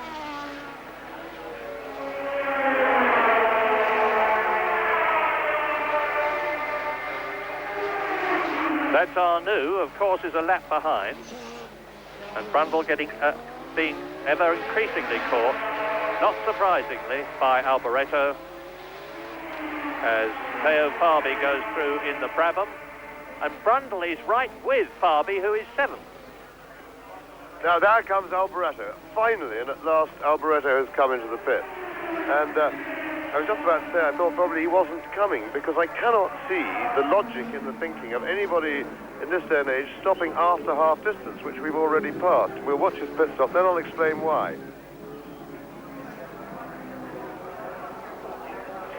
We're on lap 40. Let's have a look-see. We're already getting up towards the 10 seconds and past, but that's not bad. Anything close to 10 seconds is pretty good in this day and age. And anyway, let's face it, Alboreto's got an awful lot of time to play with. But I'll explain that. It's not clever. You're not saving anything up by stopping after half distance. The reasons for this are two. Your tyre wear in the first half of the race is much greater, and the stress on the tyres, than that in the second half of the race. And that for two reasons. First of all, because the cars are much heavier, they're full of fuel, and by half distance they've used half of it, which makes an enormous weight difference, a percentage weight difference to the car. And secondly, that the track picks up rubber as the tyres wear it out and lay it down on the track, and it becomes what we call softer, which means that it's less abrasive to the tyres anyway, and in fact stickier. And there's Rosberg just diving past one of the tail enders there, lapping another car. and still surging around. Now he hasn't changed. Therefore, the tyres are going to wear a lot faster in the first half of the race. Why not come in at 1/3 distance instead of half distance? Because also, when you put the new set on, they work better. And so I seriously question the judgment of teams to bring their drivers in after half distance. It makes not the slightest sense to me. Dr. Jonathan Palmer being caught and passed and lapped by Keke Rosberg, who had closed the gap between himself and Michele Alboreto to 21 seconds as Alboreto drove out of the pits. A bit misleading, that, actually, because don't forget that Rosberg has not been in for tyres, and as far as we know, it was the Williams team's intention to bring him in. And Jonathan Palmer is in 15th position now. Oh, we are on lap 41, and another 30 laps to go. And so it's Alboreto leading, Rosberg second, Derek Warwick is third now, Nelson Piquet is fourth, De Angelis is fifth, Beloff is sixth, Barbie is seventh, and Brundle is eighth. Well, with Frank in charge of judgment, one has to presume that Keke isn't coming in for tyres, because otherwise he wouldn't come in so late. And that's Winkelhock limping down slowly. It looks mechanical, I think his engine or something like that, and he looks like that's the end of his day's work. And Niki Lauda, we hear, stopped with a broken engine. So that means to say that both the World Championship leaders are out of the race. Alain Prost long since, and now Niki Lauda. Indeed, the retirements are building up.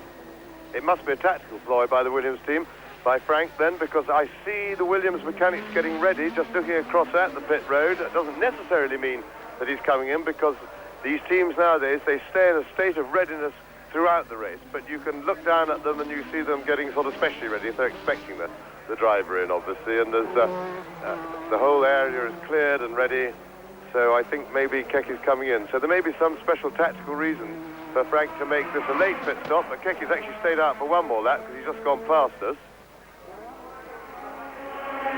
Out went the signal board with a signal I don't understand on it. But on lap 42 now, it is still Alboreto leading. It is still Keke Rosberg in second place. It is still Derek Warwick in third, ahead of Nelson Piquet, who is fourth. See, with the swap of tyres, whereas Rosberg was catching Derek Warwick when he wasn't having traffic problems before the pit stop, since the pit stop, Warwick has kept the gap constant, which means that relatively Warwick is now going faster. And the reason he's going faster is because he's got new tyres on. So why has Rosberg not gone in a lot earlier and put his on, so he'd be going faster still? Elio De Angelis is right up to Derek Warwick there. And Derek Warwick, number 16, is in third position. So, lap 42 completed by the leader, Alboreto. Keke Rosberg, we're wondering whether he's going to be coming in for tyres as Tombay goes through, chased by De Angelis. Still Warwick third, still Piquet fourth, still De Angelis fifth, and there he is. Beloff right with De Angelis. Stefan Beloff in sixth position in the Tyrrell. There he is chasing De Angelis, and he ducks behind De Angelis as the Roman tucks into the left-hander there, and you could well be seeing a change for fifth position shortly. Look at this, De Angelis in the black and gold JPS Lotus, and in the black, red and yellow Tyrrell, Stefan Beloff. He's in the World Championship points at the moment, 1 point for sixth position, which is where he is if he finished there, but he's obviously determined to do better than that, harrying Elio De Angelis, fifth position, ahead of De Angelis, Piquet, fourth, Warwick third, Rosberg second, Alboreto leads. Yes, terrible struggle for Beloff though, because with the power disadvantage that he's got, which is quite considerable, he just loses so much ground on the straight. To make it up under braking really is just not really on. He has to catch it up all in the corners, by which time it's too late because the car in front just squirts it and disappears again down the straight. So it's a real problem for him to pass anybody.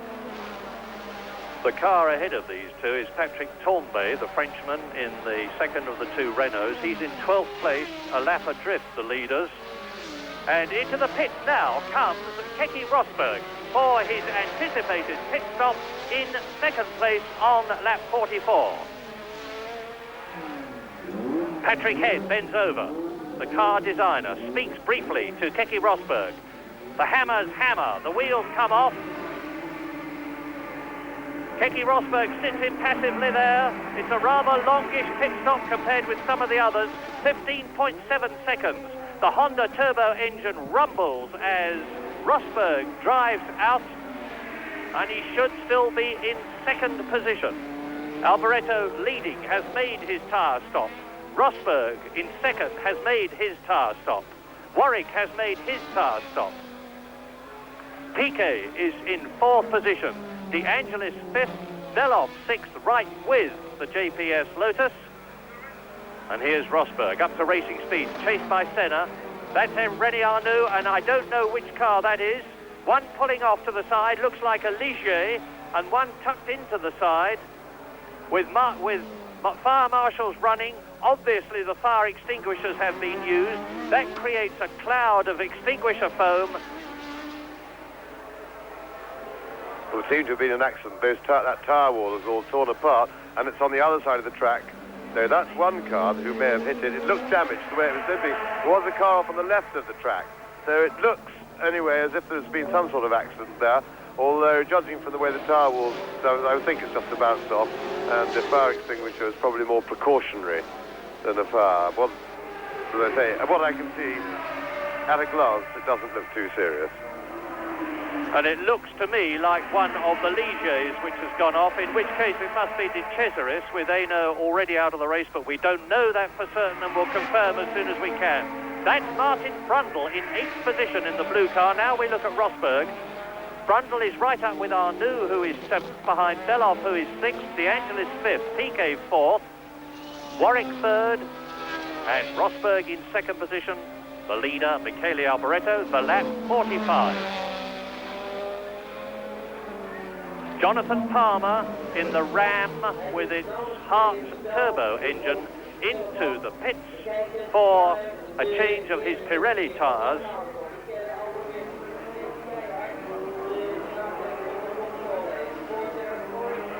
Palmer just qualified. He had all sorts of problems in the practice period. His teammate Philippe Alliot failed to qualify because he had a broken turbo in the very last stages of practice. And as you can see, there looks like a problem with the left front and the right front. They can't get the nut on, and poor Jonathan must be fuming with frustration there as he sits in the race. Erschöpften, übermüdeten Mechanikern eines Privatteams.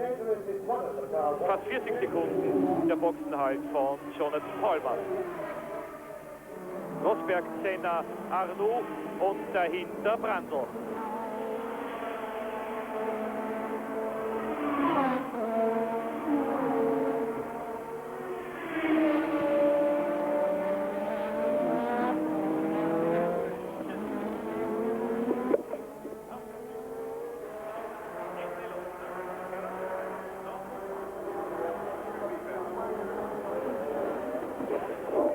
Ich habe vorhin richtig gesehen, dass De Cesaris und Belov in diesen Unfall verwickelt waren.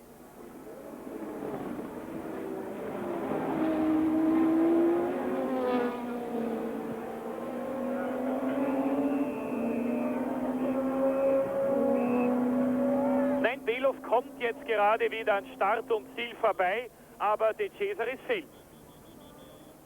Ich sage Ihnen warum. Der deutsche Winkelhock ausgeschieden ist, elektrischer Defekt. Der Motor hat blockiert. Rechts im Bild, ja, das ist der Ligier von Andrea De Cesaris.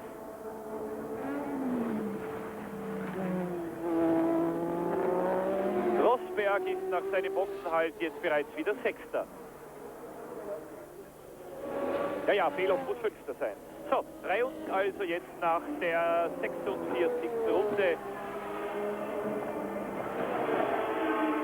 25 Runden vor Schluss des Rennens. Knapp nach 2 Drittel der Distanz. Erster hier im Bild, Michele Alboreto, Ferrari. Zweiter Derek Warwick, 29 Sekunden zurück. Dritter Nelson Piquet, 46. Vierter Elio De Angelis, 52, ganz knapp vor Stefan Velow. Dann sechster Keke Rosberg, 58 Sekunden Rückstand. Siebenter Rene Arnoux, 1 Minute. Achter Martin Brandl, 1 Minute 2. Neunter Marc Surer, 10. Patrick Tambay und 11. Ayrton Senna, jeder eine Runde zurück.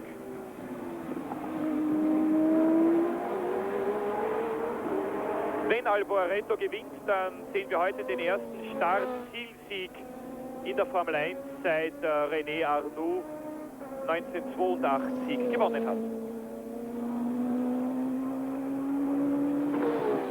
Start-Zielsiege sind voriges Jahr fast unmöglich geworden aufgrund der vielen Boxenhalte, aufgrund der neuen Boxenregie. Sie wissen ja, die Tankstops, die verschiedenen Variationen der Renntaktik, entweder früher oder später an die Box zu kommen, zum Tank oder zum Reifenwechseln. Dadurch hat sich das Bild eines Rennens immer wieder verschoben.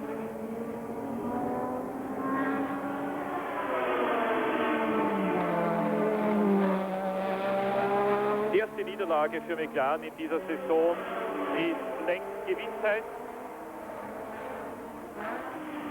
Beide ausgeschieden.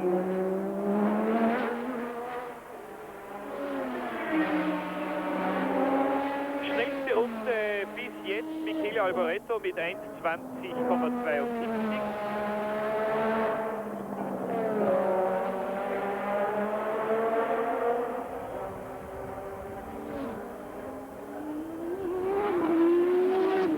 Vielleicht war Fabi der Fahrer, der in die Kollision mit De Cesaris verwickelt war, denn hier haben Sie es noch einmal gehabt, im Bild der deutsche Stefan Velow.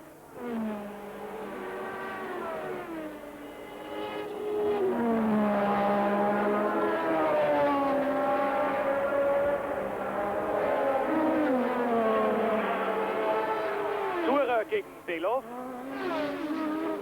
Surer mit einer Runde Rückstand, 9.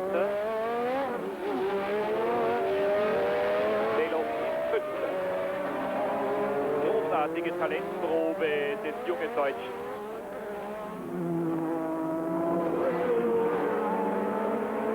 Er muss in der Nähe der Karambolage gewesen sein, weil er unmittelbar hinter dem überrundeten De Cesaris gelegen ist. Ich glaube aber, dass gleichzeitig mit De Cesaris der Italiener Theo Fabi mit dem Frenchman ausgeschieden ist. So, langsam interessiert uns die Frage, reicht in den einzelnen Rennautos der Sprit?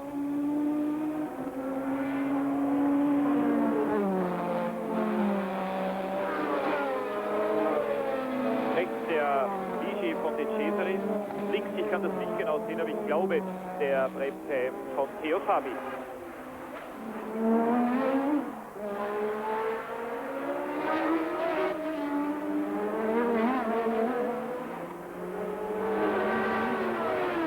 Alboreto, Warwick, Piquet, De Angelis, Velow und Rosberg. Rosberg holt allerdings auf Velow auf. Sie sehen, er ist bereits unmittelbar hinter dem deutschen Tyrrell-Fahrer. Interessant, dass der Österreicher Jo Gartner die Möglichkeit gehabt hätte, diesen Tyrrell zu fahren. Das erste Angebot von Tyrrell war $2 Millionen, das natürlich nicht ernst zu nehmen war. Aber Gartner war so abgeschreckt, dass man nicht einmal um Testfahrten ersucht hat, was Velow getan hat. Und weil er so gut war, hat er dann auch diesen zweiten Teamplatz bekommen. Teamkollege Martin Brandl ist 8. Alboreto, dann Baldi mit 3 Runden Rückstand an 12. Stelle. Hoffnungslos abgeschlagen. Dr. Palmer, 13. Genau 13 noch im Rennen, 50% also bereits ausgeschieden. Darunter auch leider Niki Lauda. In der 50. Runde führt Alboreto 28 Sekunden vor Warwick, 48 vor Piquet, 55 vor De Angelis, 59 vor Velow, der jetzt gleich von Rosberg überholt wird.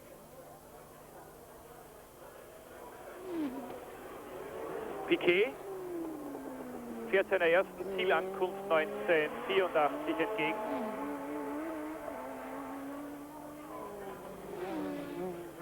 Und Alboreto vielleicht der erste Start-Zielsieger seit 2 Jahren.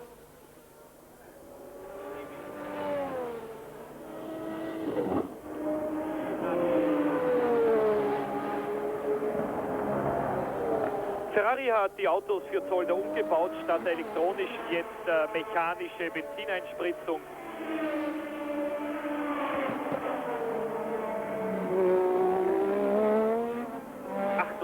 Grand Prix-Siege bereits für Ferrari. Vielleicht wird heute der 89. im 45. Grand Prix von Michele Alboreto. Alboreto hat heuer viel Pech gehabt.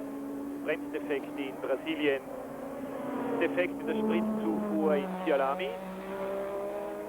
So, Rosberg und der führende Alboreto und Arnoux, Entschuldigung. Kommen immer näher an Belhoff heran. Belhoff wird sich gegen die beiden Turbofahrer unmöglich lange zur Wehr setzen können.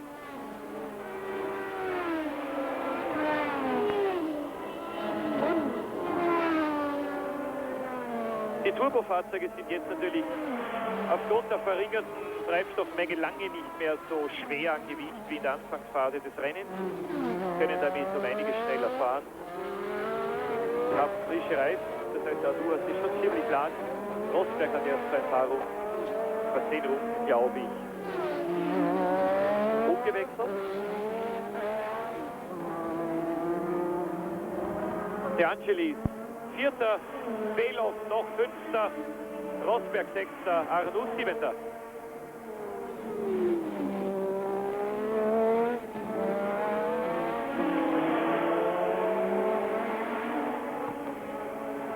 Belhoff war heute im Aufwärmtraining 9.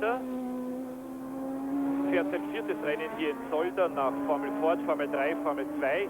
Keines davon hat er gewonnen.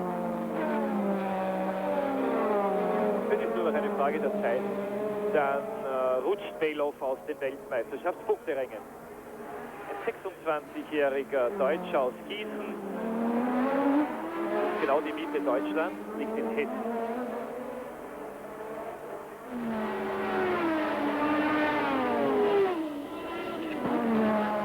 Im Augenblick wird wieder sehr viel Deutsch gesprochen in der Formel 1. Nicht nur wegen Niki Lauda, auch wegen Manfred Winkelhock, Stefan Belhoff, Marc Surer natürlich. Dazu kommen die Motoren von TAC, von BMW, das deutsche ATS-Team. Sehr viele deutschsprachige Fitmacher auf einmal im Grand Prix-Zirkus. Es gibt sozusagen Willi Dunkel, Epigonen. Hans Matt, der früher mal Marcel im Skiteam war, betreut Winkelhock und das ATS-Team mit Spezialnahrung und Durchmassieren. Toni Mattis, der Vorarlberger, kümmert sich ab Imola um Keke Rosberg, der sehr starke Schmerzen im rechten Fuß hat, also Durchblutungsstörungen, die sich jetzt wieder heftig bemerkbar machen, weil das Gewicht der Turbofahrzeuge mit vollen Tanks, 220 Liter, wesentlich größer ist als noch im vorigen Jahr.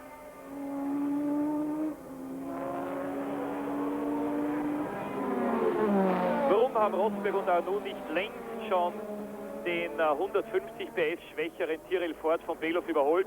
Weil sie ein bisschen Benzin sparen und nicht mit dem äußersten Ladedruck fahren. Kostet natürlich PS, spart aber Benzin. Ui, und jetzt war Rosberg fast neben der Piste. I say that in the hope that I can... Brundle, I was about to say Brundle and hoped desperately that it wasn't, but it's Brundle Tyrrell out of the race.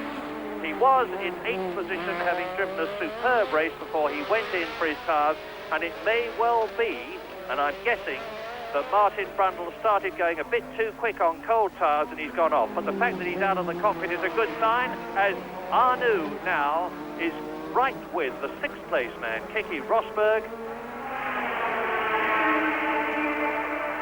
And De Angelis 4th and Belhoff 5th seem to be pulling away from this battle for 6th position between the white Williams Honda of Keke Rosberg and the scarlet Ferrari of Keke Rosberg. Look at the gap that's increasing. Rosberg, of course, will be trying desperately to ensure that Arnoux does not get past him. In the process, he's losing a bit of time, and Belhoff is succeeding in pulling away in the non-turbo Tyrrell as they pass the two stricken cars on the right and left. Rosberg, 6th. Arnoux, 7th. Alboreto leads. Warwick 2nd. Piquet 3rd. De Angelis 4th. Belloff 5th. Torbay is 8th and has been lapped. And the leader has lapped everybody, therefore, up to Rene Arnoux, his teammate, who is in 7th position. And there he is.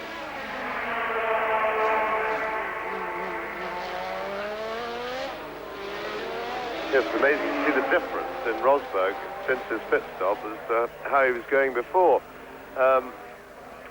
The obvious thought is that he's gone onto a different compound, probably a softer one, in the hope of going faster, and for some reason it's not working as well. But there are other possibilities.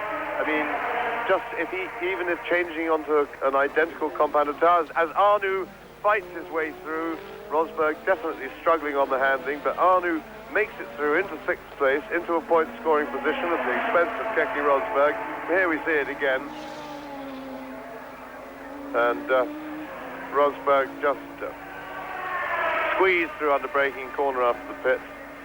But he's been threatening to do that for some laps. But in fact, you can put on an identical compound of tyre in every way, and it just doesn't match up. This can change the handling of the car quite a lot. For example, these tyres expand with centrifugal force as they go, and it makes them expand differently. You've got to match the set first, otherwise they don't work.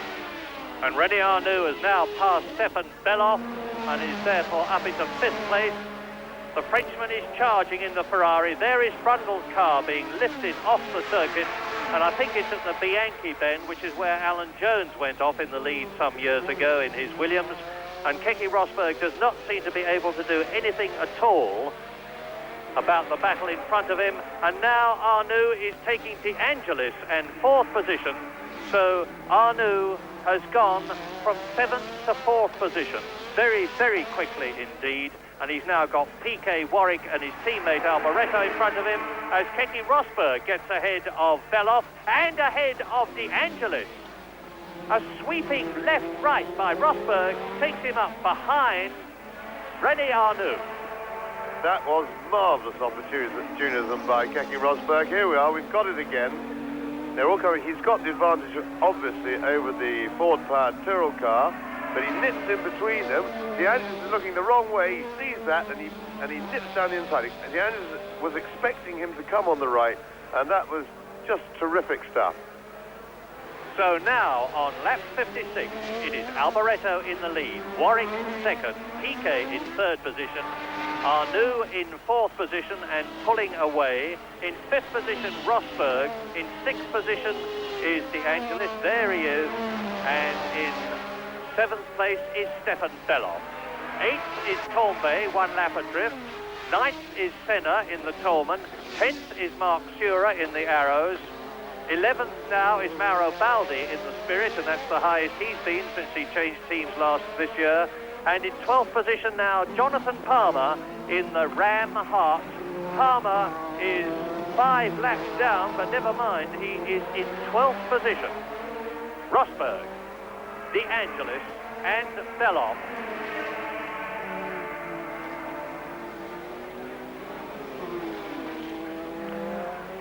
And Michele Alboreto then in the lead, Rene Arnoux in 4th position.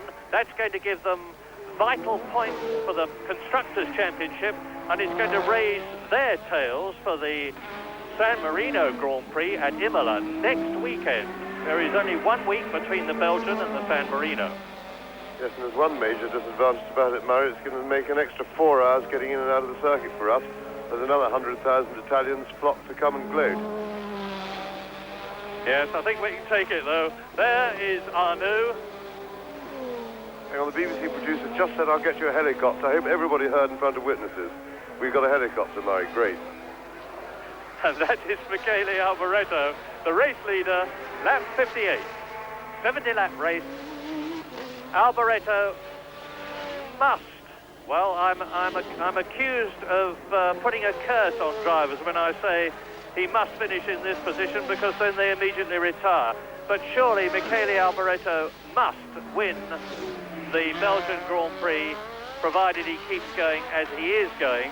Derek Warwick is charging behind him. That's Tombé's Renault. There is Arnoux. Both of them, of course, have been caught.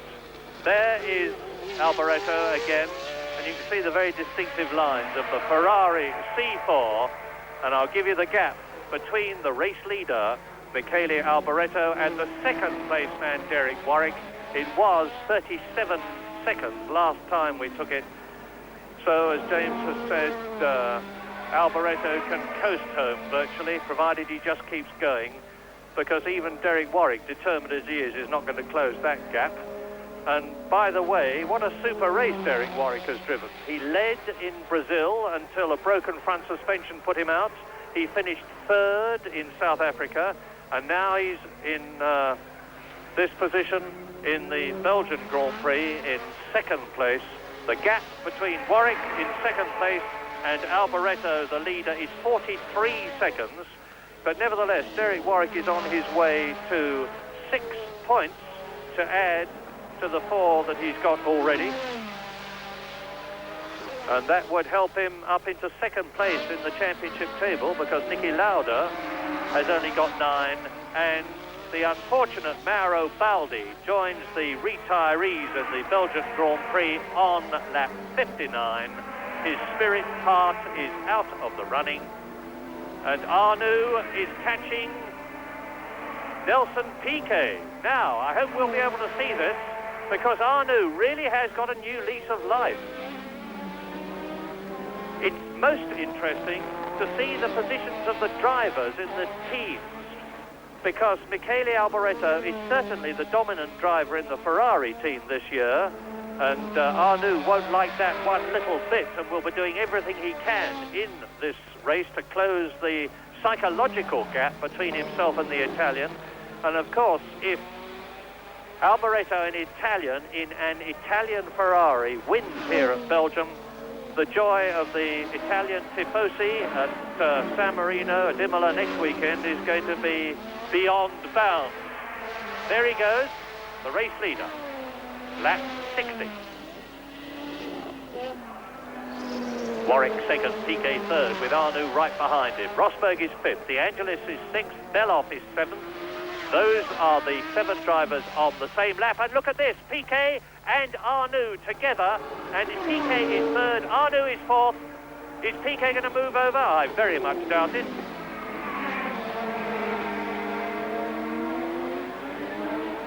Arnoux, he's not going to get round there. Yes, well, Arnoux's really going like a train now. His tyres seem to be working very well indeed, and he's suddenly got his car working like his teammate Alboreto up front.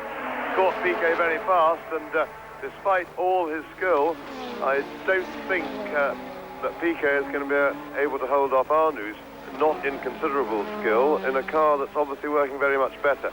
But he does have a lot of speed on the straight. That Brabham is very slippery, and the BMW engine is very powerful.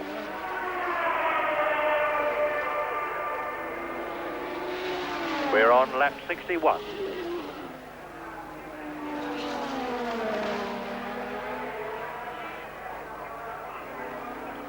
Nelson Piquet, the world champion. And Arnoux goes right up alongside and forces Nelson Piquet to one side and moves up into third position on this, the 61st lap. Look at it again. Round the fast left-hander, Arnoux moves to the right, gets the inside line for the right-hander that follows. Surprisingly, Nelson Piquet did not attempt to close the door, and Arnoux goes through, and Piquet fights back. And you see Rosberg still very much in the background there. He's very much in touch. He's only 2 or 3 seconds behind that pair. Therefore, if Piquet's in a bit of trouble or having to start to conserve fuel, he's under serious threat from Keke Rosberg. Now, this incidentally is what you see now is an intelligence test. It's an intelligence test for Rene Arnoux, because is he going to go charging on? Obviously, he's got to get away and get a little bit of comfort, to space himself in front of Piquet, or is he going to try and hold his engine back to conserve fuel over the last few laps? He's got 10 laps to go, or thereabouts, and obviously he won't be able to slow right down, but there's no point at the same time in chasing Derek Warwick. And there is Keke Rosberg in 5th position. Charged up, he seems to have got going again as Piquet goes through. There is Rosberg in 5th place. There's the world champion in the Brabham BMW. And you can see visually that the gap is closing between Rosberg and Piquet, and Arnoux, the new 3rd place man, is pulling away from the Brabham BMW of Nelson Piquet, and De Angelis is only just a little bit behind Keke Rosberg in 6th position, tailed by Belloff 7th. Yes, this is very much the point. It's really that we don't really want Arnoux to pull away too fast unless he's totally confident he's got enough fuel, and that is Belloff into the pits at a very late stage, and it's not tyres. It's ballast. Now this is very interesting. The Tyrrell is so light that in order to comply with the 520 kilograms minimum weight requirement, it has to come in at the tail end of the race and take on ballast. It's had the big advantage of running very light for the first 62 laps of the race, but Bella just rushed in there, took on some water balance to ensure that when they put his car on the weighbridge, it will be 520 kilograms or more, and I do not think that he lost a place. He was in 7th position. He's a long, long way. Well, he can't have lost a position because Ayrton Senna is now in 8th position, 2 laps behind Belloff, and on lap 63, the race order is Michele Alboreto leading Derek Warwick by some 40 seconds, with Rene Arnoux 3rd, with Nelson Piquet in 4th position there, being caught by Keke Rosberg 5th. Behind them is Elio De Angelis 6th. Stefan Belloff, having made his ballast stop, is in 7th place. Those are the 7 competitors on the same lap. Ayrton Senna, a lap adrift, is 8th. Tombay is 9th. Sura is 10th. Jonathan Palmer has moved up to 11th place. And that is about it in terms of cars left still in the running. And as we expected, Zolder has taken its toll of cars. But this is undoubtedly the excitement remaining in what has been really a very good and very interesting race indeed, as Rosberg finally gets right and properly onto Piquet's heels. I think it would be, and Rosberg having a little look, he's always ready to have a go just in case, as we've seen on 2 occasions today. Quite a brilliant cases of opportunist overtaking. He's not close enough now to have a go, but then we get up to the chicane that leads onto the pit straight, and Rosberg's car has been very good there today. Now he's perfectly placed behind Piquet. They're braking now for it, turn in, and he's had very good traction out of this, and a good run, and he's getting good traction again. Now look at that, Rosberg is going to get past him if he can go, but the Brabham is so quick on the straight line. Terrific battle of bravery, and Rosberg's got it. And he moves up into the 4th position, ahead of Nelson Piquet, behind Arnoux, Warwick and Alboreto on lap 64. Look at it again. Yes, Rosberg had to fight because the Brabham is so quick, and he was behind him, but he got his car. All he has to do is get alongside from that position, inside line. Piquet has no corner to turn into, so he has to let Rosberg go. And that was terrific stuff. Battle of 2 really great champions, battling it out in very equally matched cars. Credit where credit is due. The tyre position is there is the leader on the Goodyear tyres that hadn't gone so well until this race. Derek Warwick is in 2nd place on Michelin. Arnoux is 3rd on Goodyear. Now Keke Rosberg is 4th on Goodyear. Piquet is 5th on Michelin, and Elio De Angelis is 6th on Goodyear. And that's Alboreto. Number 27, that famous number. Alan Jones had it, Villeneuve had it, James Hunt had it, now Alboreto has it. The man from Milan in his 44th Grand Prix, 2 of which he has won. He scored no points in the 1984 World Championship so far, having led in Brazil until he had brake caliper trouble, which spun him out of contention. He went out in South Africa, and he is now up to Elio De Angelis, who is in 6th position. And it looks as though, before very much longer, the race leader, Michele Alboreto, is going to lap the 6th place man. And is that trouble? The marshals are gesticulating violently. I can't imagine why. There doesn't seem to be any problem that they could see. De Angelis is right up with, it looks like, Rosberg. Arnoux fastest so far, 1 minute point 3. Sorry, 1 minute 19.3, which is a new lap record. John Watson held the lap record here from 1982, 1 minute 20.2. So Arnoux is just under a second faster than the previous lap record, and is therefore obviously the fastest man on the track. And the race order on this, the 66th lap, as we look at Alboreto, the leader, catching De Angelis, is Alboreto leading. Warwick is in 2nd place. Arnoux is 3rd and being caught by De Angelis. Well, is Arnoux in trouble? Because he seems to have fallen right back, and that is Alboreto closing up on him to lap him. So it seems very strange. Maybe he's had a spin. I think because he's definitely dropped back. He's dropped miles back where he was. He was way up in 2nd place, and now he's dropped back to just in front of De Angelis, and they're both about to be lapped. So I can only imagine, and he seems to be perfectly healthy now, so I can only imagine that he's had a spin.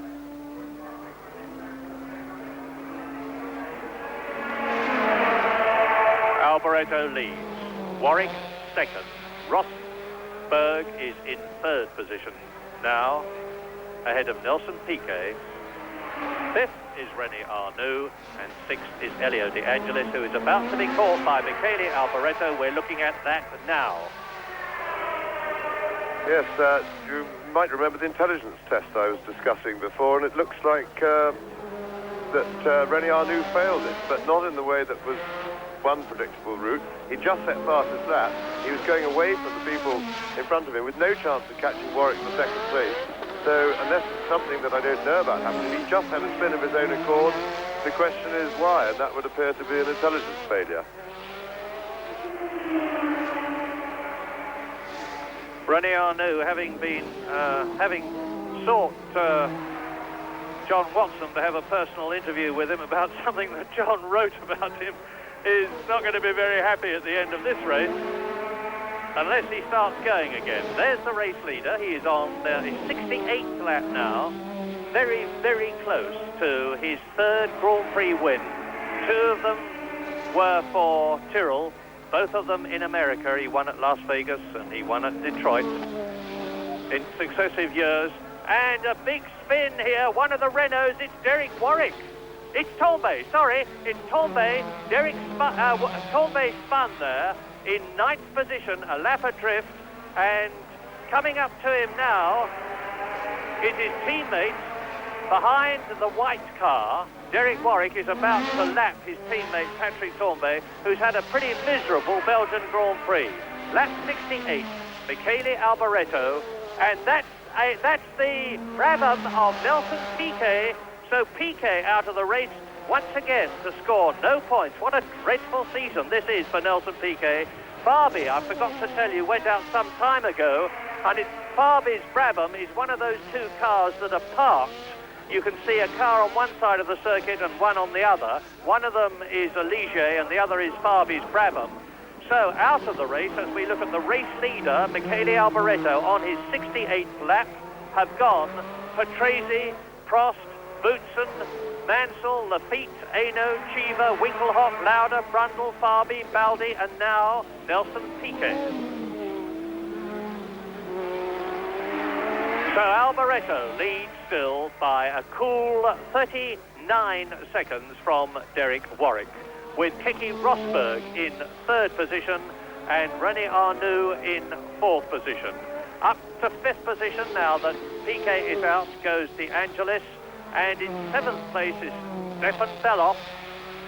6th position is Stefan Bellof in the points again. thanks to Piquet going out and thanks to an absolutely superb drive. Martin Brundle has had to retire from a Grand Prix for the first time. He finished in Brazil, he finished in South Africa, but he was destined not to finish here in Belgium. And there's a problem. It looks to me as though Piquet's, maybe his gearbox is locked up, but for some reason or another, the marshals, there's Piquet, can't get his car off the circuit. Piquet looking a bit mystified about it, but giving some cheerful advice. It's a great tribute to Nelson, who used to be a bit mercurial, that he has really settled down in the last few seasons and can certainly take adversity with a smile, that he did so there. And there goes Michele Alboreto across the line on, as you see, his last lap. This is lap 70 in this shortened by 1 lap Belgian Grand Prix, because the warm-up lap was included with the originally intended 71 laps. And you are looking at a man who has driven an absolutely superb race. He qualified in pole position after practice. He confirmed his promise by being fastest in the warm-up lap. He has brought Ferrari to the forefront again. Yes, that's Alboreto for the first time really in a top team. Not that that's only his first on film, for whom he won 2 Grand Prix quite brilliantly, but they couldn't provide him with the car that both they wanted to provide him and he wanted. Now, he's for the first time Ferrari confirming the really exceptional talent he has. He's poised, he makes no mistakes, he's thoroughly un-Italian, if I might put it like that, in the way he drives and his approach, and he's driven an absolutely flawless and immaculate race today. And then we must say that Derek Warwick also has driven absolutely marvellously. He's had a jolly good meeting all weekend, and I think I'm right in saying that this could put him in the 2nd place in the championship if he can just finish out this final lap in one piece, and that's marvellous news for all British fans, particularly those of us who were very confident as Alboreto takes the line that Derek Warwick would make a great account of himself in a proper car. Michele Alboreto has won his 3rd Grand Prix and his first for Ferrari, confirming that we have a truly great Italian driver back in the Ferrari team again. Something that Enzo Ferrari resisted for a long time due to the criticism that he takes from the very vociferous Italian media if anything goes wrong with an Italian driver. And we look now at Derek Warwick coming home in 2nd position in the Renault, which, subject to our being able to add up all the other points quickly, will take him into 2nd place in the World Championship. Derek Warwick 2nd then, as we look down at Michele Alboreto, and we wait now for Keke Rosberg to come home in 3rd position in the Williams Honda. Another magnificent drive, in its way even better than that of the race winner Michele. And look at this! This is Rosberg! This is Rosberg coasting and retiring on the last lap. My goodness, another sensational development in the closing stages of a Grand Prix.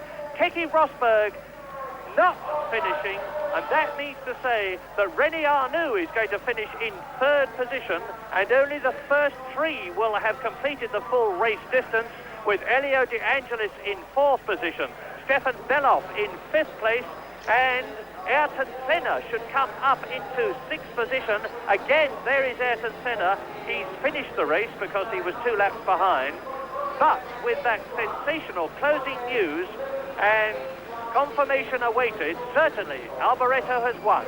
Warwick 2nd, Arnoux 3rd, De Angelis in 4th position, and, sorry, let's say that again, Alboreto the winner, Warwick 2nd, Arnoux 3rd, Rosberg 4th, De Angelis 5th, Beloff in 6th position, scoring a point for Tyrrell.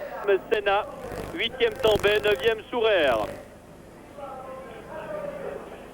Puis 10e ici Bernie Eccleston que vous voyez. Puis 10e Piquet, 11e Palmer. Et voilà, 11 concurrents. Voilà, une petite mallette, on vous dira pas, c'est la pleine de dollars ou de francs belges, mais c'est la mallette de Bernie Eccleston. Et c'est vraiment une fin de course qui nous laisse un petit peu, je ne veux pas dire désemparés, mais tout de même extrêmement surpris, car les les incidents, les coups de théâtre n'auront pas manqué. Les principales victimes auront été Nelson Piquet et Keke Rosberg, qui a perdu, certes il n'a perdu qu'un rang, mais tout de même il perd un podium. Lui qui a été un des grands animateurs de ce sensationnel Grand Prix de Belgique, qui a donc compté 70 tours. Il faut dire que on nous aura probablement indiqué, comme il y a des questions de réservoir et de consommation, le tour de chauffe dans les 71, mais tout nous annonçait 71 tours, ça n'a pas grande importance. Au championnat du monde, Prost reste en tête avec 15 points. Warwick en a 10 avec 9 points. Lauda, Alboreto, Rosberg. De Angelis 6e avec 6 points. Puis Arnoux 4, Patrese 3, Chiver 2, Chiver 3, Brundle 2, Tambay, Adel Cesaris en a 2 aussi. Tambay et Senna avec 1 point. Voilà pour cette course qui aura été d'une rare intensité.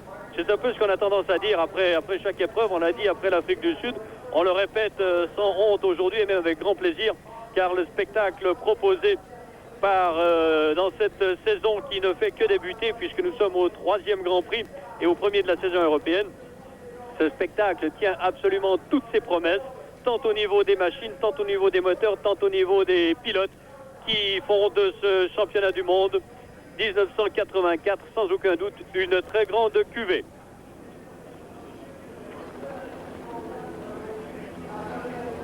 Au classement du championnat du monde des constructeurs, McLaren, qui ne marque pas de points aujourd'hui, reste en tête, mais son avance diminue sur Ferrari qui en totalise 13, 9 et 4 aujourd'hui. Et puis on va tout de même vous brosser un petit portrait d'Alboreto que l'on va voir, je pense, venir bientôt sur le podium où l'attend déjà le prince de Metternich, le président de la Fédération internationale de l'automobile.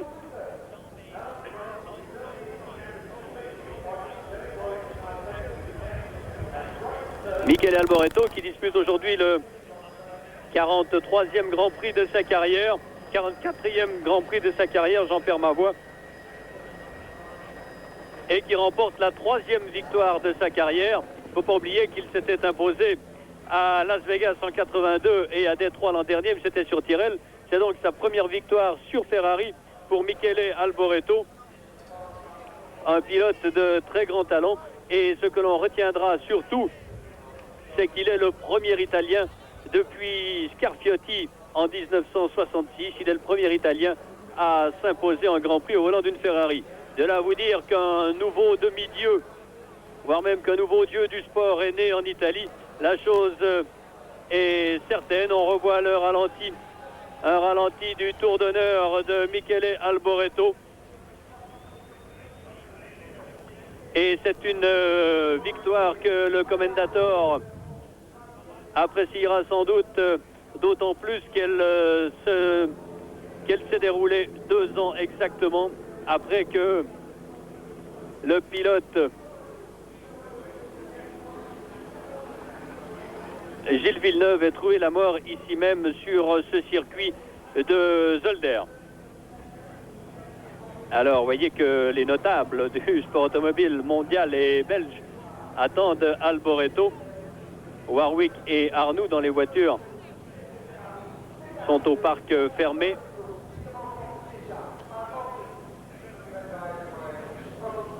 J'espère qu'on n'a pas enfermé les pilotes également. Cela me permet de vous rappeler le classement. Alboreto en tête devant Warwick, 3e René Arnoux, 4e Rosberg, 5e De Angelis,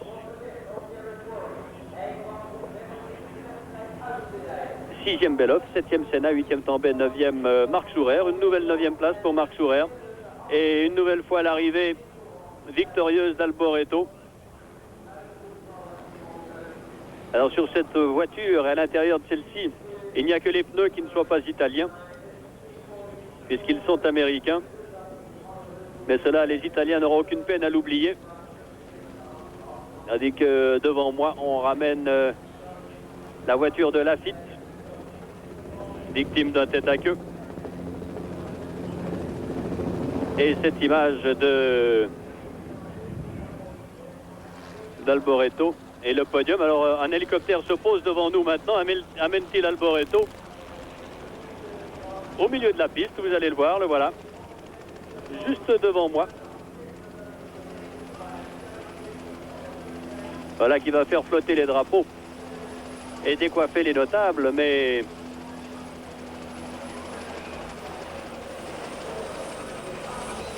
alors on ne sait pas trop, c'est assez original.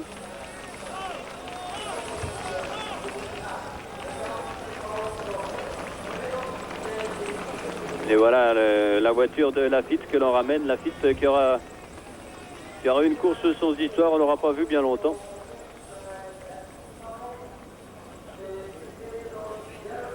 Et je vois là-bas au milieu de la foule, une foule compacte, les vainqueurs qui arrivent. Il me semble en tout cas qu'Alboreto ne devrait pas tarder. Le voilà, Michele Alboreto, ce garçon qui est né le 23 décembre 1956. Avec Derek Warwick également, deuxième podium pour Warwick. Il était déjà sur le podium il y a 3 semaines en Afrique du Sud, où il avait terminé 3e derrière Lauda et Prost.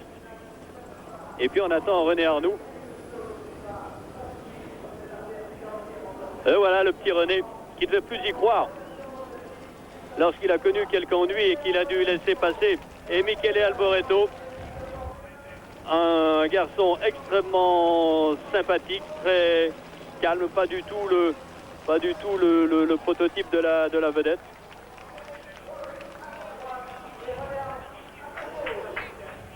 Qui remporte ici une superbe victoire dans ce Grand Prix de Belgique. Nous allons donc conclure en vous rappelant le classement de ce Grand Prix de Belgique. Victoire d'Alboreto devant Warwick et Arnoux.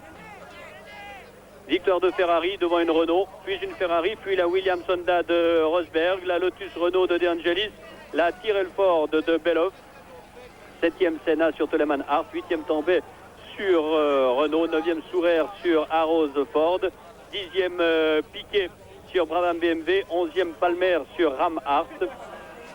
11 concurrents classés au championnat du monde des conducteurs, statu quo en ce qui concerne Alain Prost qui reste leader, mais c'est maintenant Warwick qui est deuxième avec 10 points. Et puis avec 9 points, Lauda, Rosberg et Alboreto. L'hymne italien avant de conclure.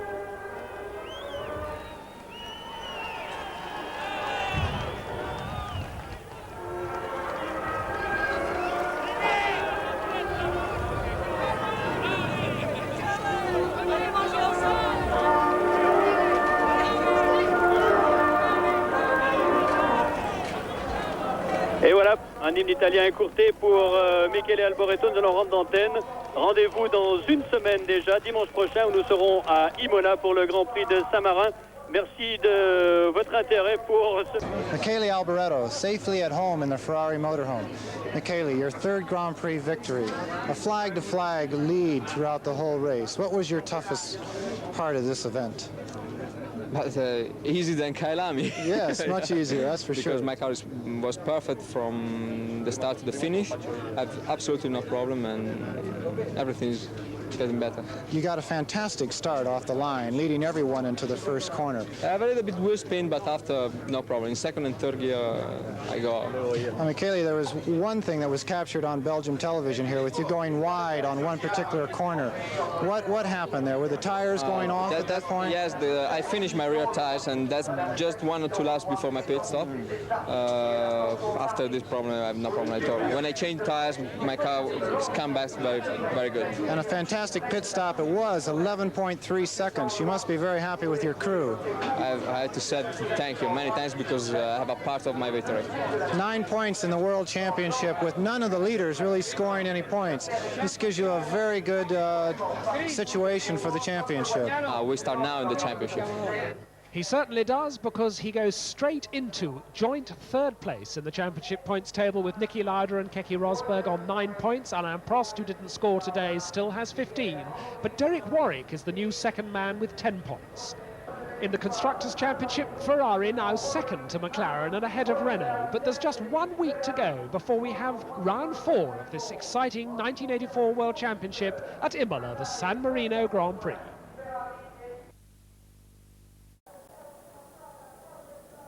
Well, Zolder's lived up to its reputation as a car breaker. Very few cars finished, but what an absolutely magnificent drive by Michele Alboreto. His first win for Ferrari. And in second place, our own Derek Warwick moves him up to second place in the World Championship, and the second Ferrari in third position. Now, Keke Rosberg got fourth position because he finished enough of the distance. Elio De Angelis was in fifth place, and Stefan Beloff got his first World Championship point in the unsponsored Tyrrell, an absolutely magnificent achievement. Now, what does that do for the World Championship? It means that Alain Prost is still in the lead, but Derek Warwick moves up into second place, and we've got a tie for third position between Niki Lauda, Keke Rosberg and Michele Alboreto, with Elio De Angelis in sixth position. The Constructors' Championship, McLaren still leads, but Ferrari are in second place, with Renault in third position, Williams fourth, and JPS and Alfa Romeo tying for fifth position. And that bodes well for Ferrari, for Michele Alboreto and for Rene Arnoux at the San Marino Grand Prix at